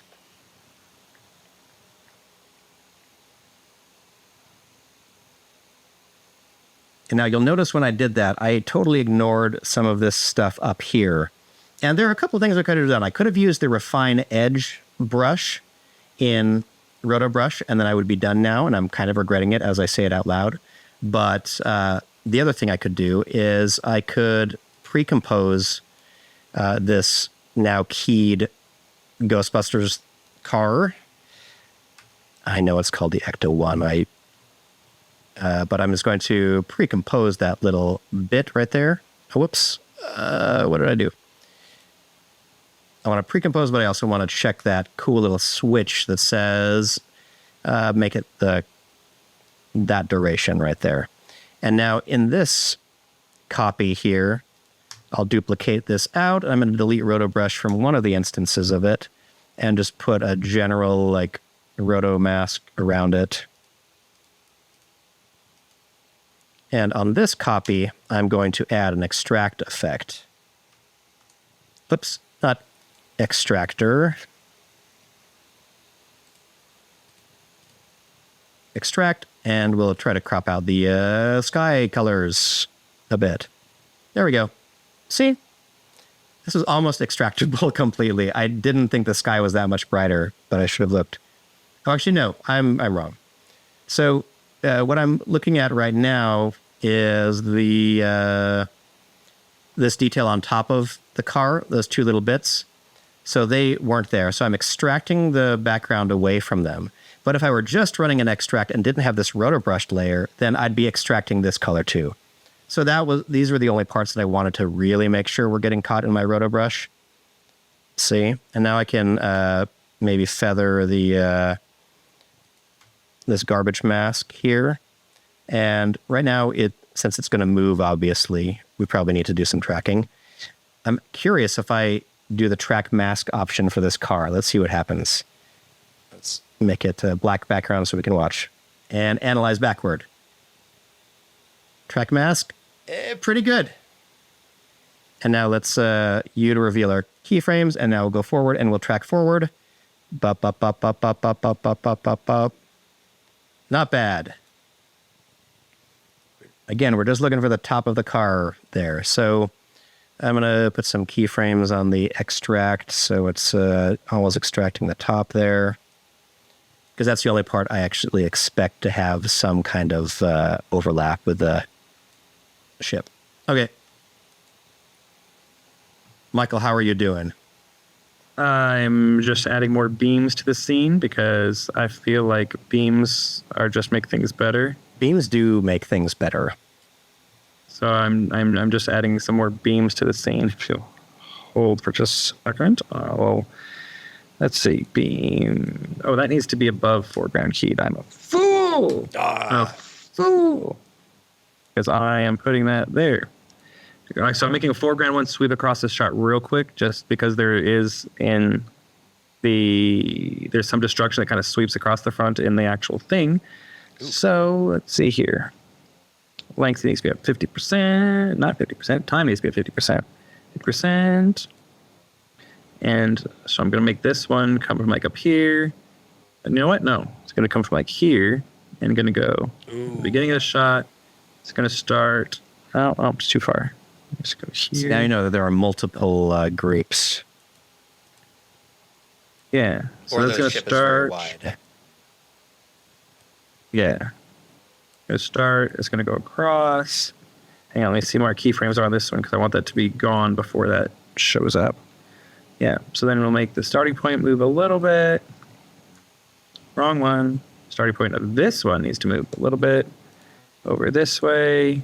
And this needs to go all the way across. All the way across.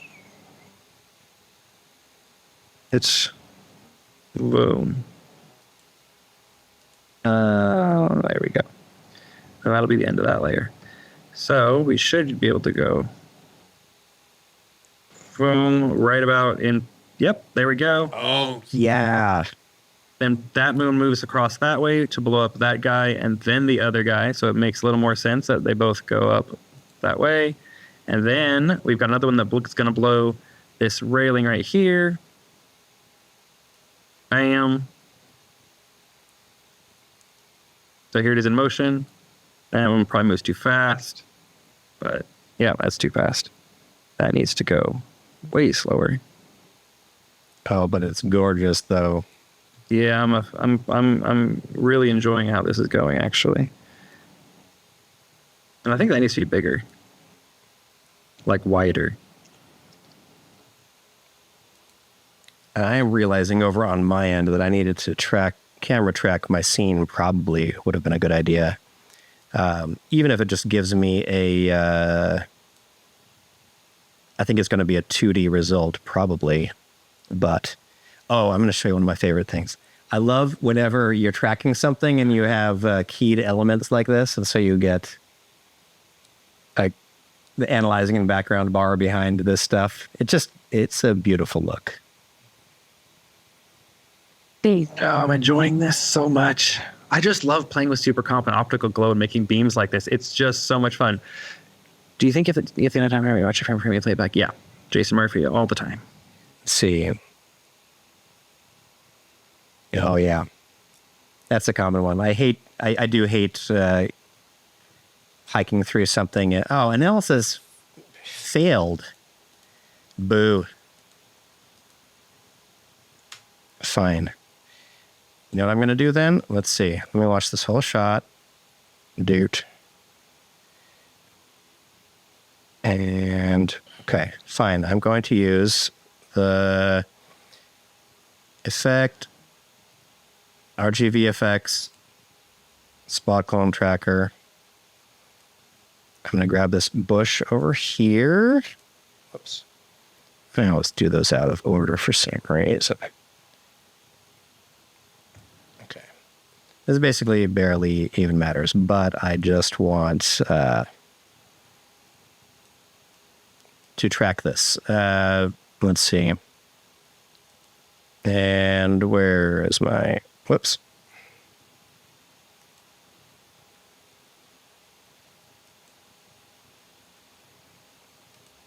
Track. Just letting spot clone tracker track this real quick in the background.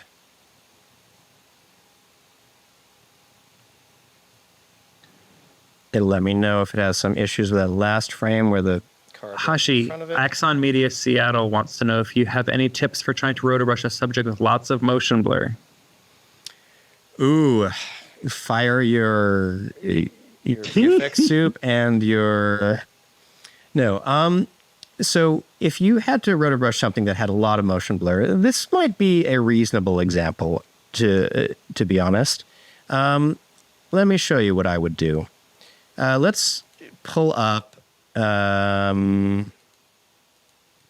this scene elsewhere. Just going to grab a copy of this, and I'm going to make a new composition just to show this really quickly. Okay, mask, delete. Let's delete the extract effect. Okay, so Ecto 1 has a good amount of motion blur going on in some of the parts of this. So I don't remember if there's another shot that has a better motion blurry thing somewhere in the vicinity here. All right, we'll try it with this shot. If I needed to track something that is going to have a lot of motion blur, like here's a real challenging moment. Right where the hood is coming down and does that, there's a whole bunch of very fuzzy, poorly defined edges, right? So if you were in this footage, normally what you would have already done is with a roto brush, you would segment this into pieces. So you probably have a little a stroke right there that knows that it's trying to get the tire and maybe the wheel well. You have kind of a stroke along that part of the side, a stroke along here, and maybe back there.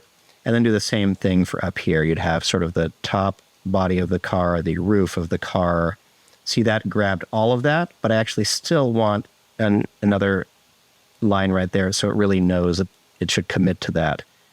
And then a line for the hood, a line for the grill, and now you'll see it tried to eat up more than was its fill. So I'm just going to alt-click over here, alt-click over here, and that starts to eat it back to this shape. And now when we get down into these kind of abstract parts that are getting pretty fuzzy and pretty motion blurred, I've had some pretty good success switching from this tool, Roto Brush, to the Refine Edge tool right under it.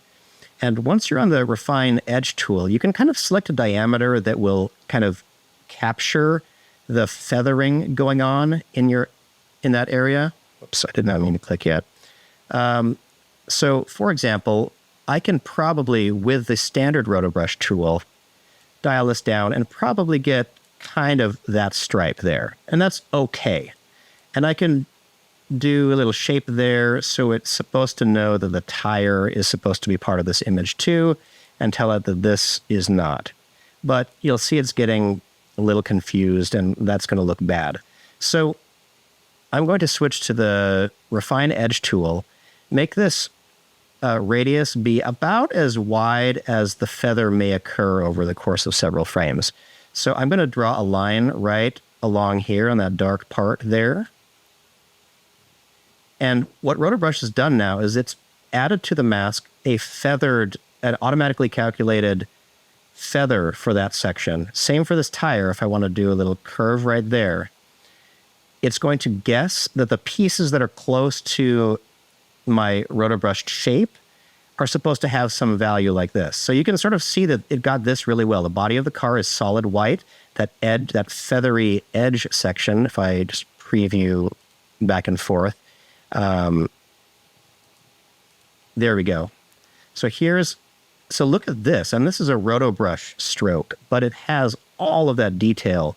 And this is where I would try if I were trying to do a very motion blurred thing. So like even here, I could use the same tool to say some of these instruments I want to be being captured here. So I'm attaching it to there. These might be a little bit confused right now because I don't have anything actually tracked there. What's going on here? Okay, so those strokes are not very connected to this, and so it's not, so it's actually eating away more at this as opposed to adding. So what I should do is actually Roto Brush them on like this, just to say, yes, solidly get this whole section and add it to my roto. But then once you've done that, I'm also going to tell you that I actually don't really like this sky color bit. And instead, I would rather you refine the edges within this section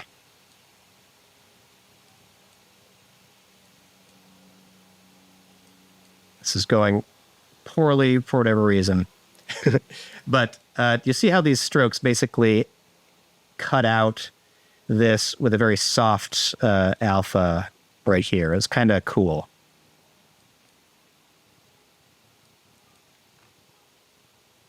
So that's how you get your really motion blurry thing to be tracked well. You just kind of do this.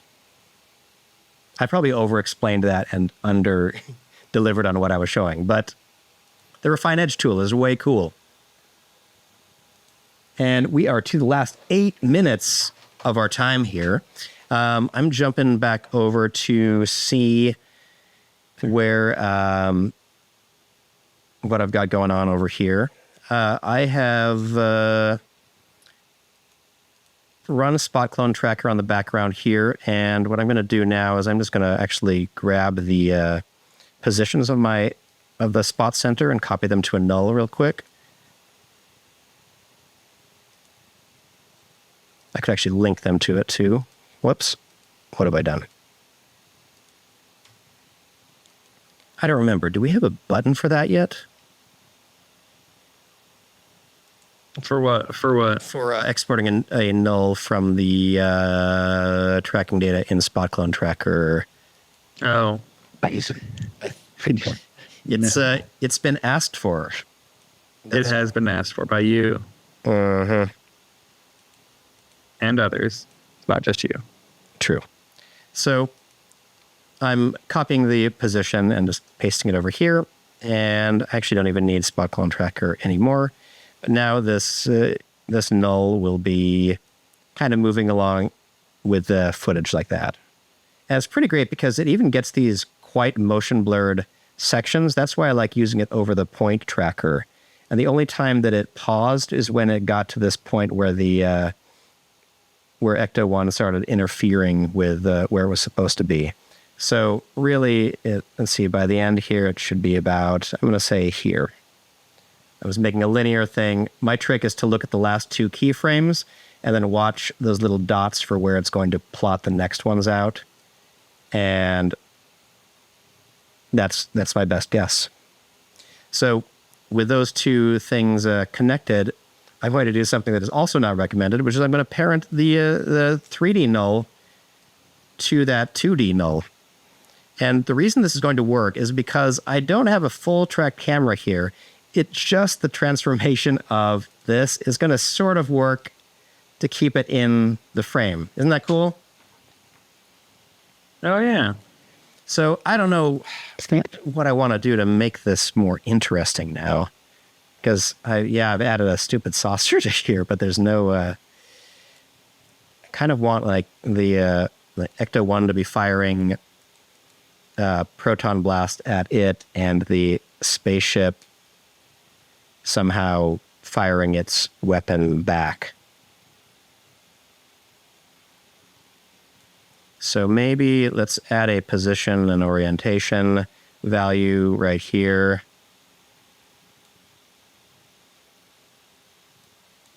Actually, let me go to the end and figure out where I want the ship to end up. Okay, so up there off top frame, that's fine. So at the very beginning, let's have it be back here. I love how well farm landscapes and alien ships work together. And just something magical about it. Okay, I don't know. That's a slightly interesting move. Slight being the keyword there. Let's add a teeny bit of curve in its path here. Whoops. Just want to create a little like flyby situation here. Oh, that looks so fun. Okay, let's do the other trick of adding a quick black solid, adding a mask, inverting the mask, and then just crunch it down like that. Add our letterboxed frames back.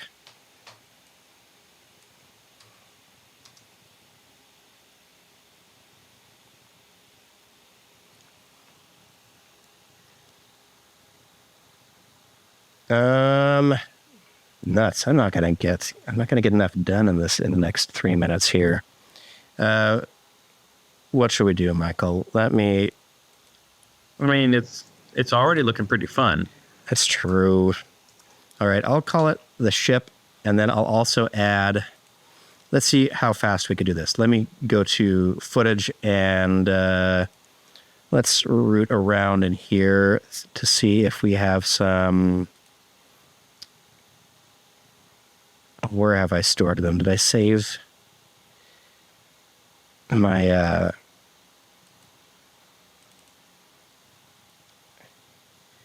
Okay, let's grab a gasoline explosion or a fireball or something like that from Action VFX. No idea which ones are which. Let's just take a look at some of these. It's kind of a boring one. Very small, very small. Okay, here we are.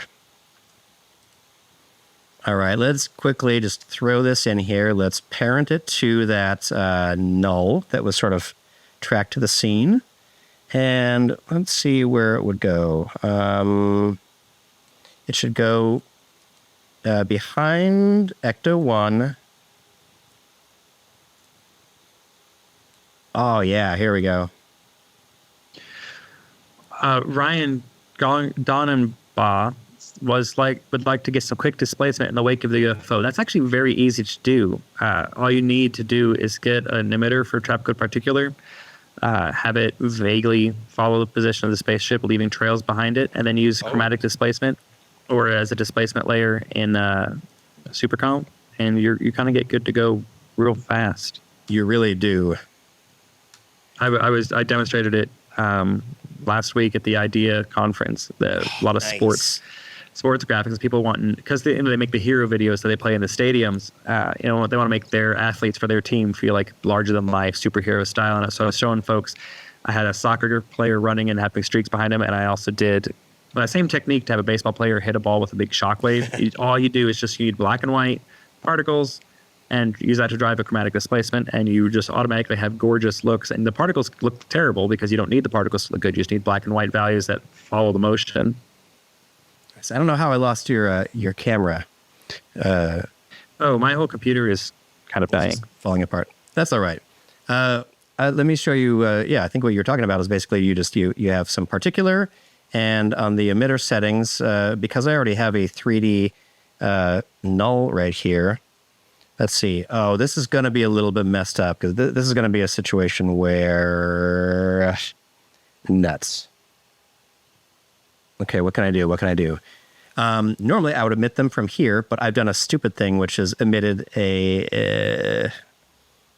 a 3D object to a 2D object. So this is going to be a little funky, folks. I was going to say just hand key the animation to follow it. Oh, that's a good idea. It's linear, right? Yeah, just hand key the. Okay, create. Oh, wait, no, I can just create a null and then parent. Just parent the null, and then shift parent the null to the saucer. What? It's so easy. We're all morons. Okay, so watch this. So now we've got an explosion going. And look at this, little particles moving there in space. So now what I would need to do is I could enhance these probably by. Let's see, where did I put particular? Okay, let's just turn the particle size up a little bit, and then turn the size random up a little bit. So we're just getting something kind of like this. And then I'm going to turn their opacity down and a little bit random. So now it's sort of like smoke. Like could be cheap smoke that you're getting. Under the emission extras, under global settings, I'm going to pre-run this by a few seconds. So I'll have some extra particles at the beginning already. And then to enhance that even more, I'm actually going to slide this whole layer with the saucer on it back further like this and add some more keyframes for motion like that. And then I'm going to slide the whole layer back to where it was. All right. So what I did there is now particular knows that the ship came from way back there. Now I know this looks bad. And even when I put this particular behind the ship, that's going to look bad. Like this is a silly composite. This looks like a Photoshop, done by someone in an article that says, "Are there aliens in the new Ghostbusters movie?" And so, but if I rename these layers thoughtfully, let's call it the background, the wake, the ship, the explosion, and Ecto 1, those are actually all of the visual information coming into here. I'm ignoring my letterboxing. I'm just going to right-click on that and go to Effect, VFX, Super Comp. Thank you all for sticking with us. I know we're a couple minutes past our time, but heck, I really want to do this. So here we go. So now I will change this wake from normal to a displacement layer. And when I do that, let me see. I want to make sure I'm showing it on screen well enough. Okay, there's not a whole lot of detail in the sky back here. But if I were to crank this up a lot so you could see what's happening is it is actually distorting the background right here. So if I turn it up to a ridiculous amount, you can start to see, look at this vapor trail effect. And it's so crazy organic because it's a displacement map using the little particles, which are sort of, random opacity and stuff, and almost creating their own little effect. So here's a very exaggerated version, but watch what these particles do over time. They create this like heat ripple kind of effect. It's even better if the best thing about Super Comp is that right now I can just jump down to where the wake is and under the particle settings. For the life, I'd like the opacity over life to go down over time, so they just fade out. So we'll click on a preset for fade out over time, which will mean displace less over time. So there's strong displacement coming right off the ship and less later. And in real life, I would make this much more subtle, kind of just like that amount. So when I play this, you'll see there's this wake coming off of the ship like that. And then also I would go make my explosion look better by looking at this and saying, no, that's not good. Let's turn this in, let's add some things to make this sit in a little bit better. In fact, why don't I grab one of my presets?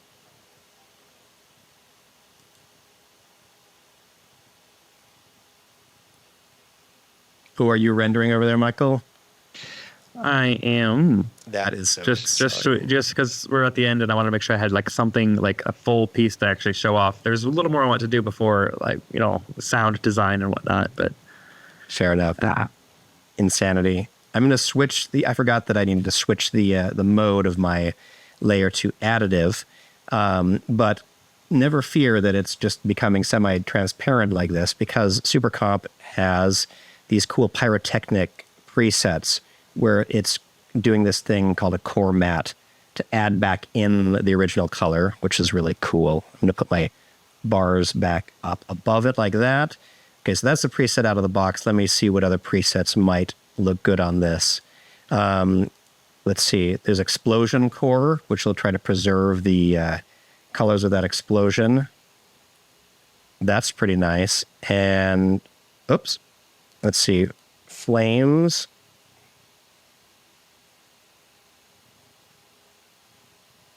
All right, how are you doing? You know what, actually, Big Fire, I actually did really like the most, I think.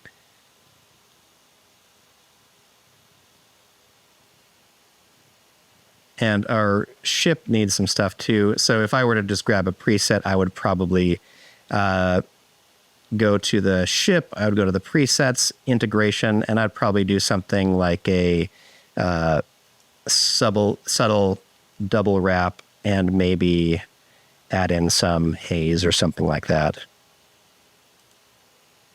So it'll match the background a little bit more, and I could also add some color correction that says match the background's kind of lighting. Oh, that's awesome. That pushed it way back into the sky.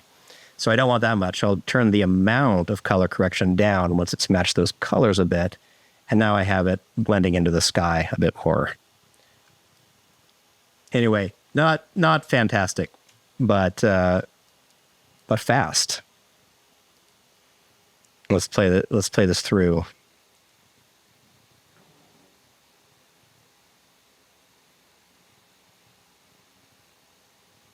And I would probably add some keyframes.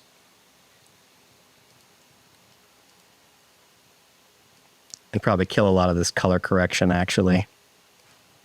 Anyway, you have been a wonderful audience. We love having you here to watch these episodes.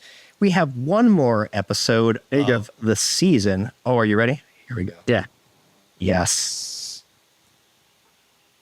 Here it comes.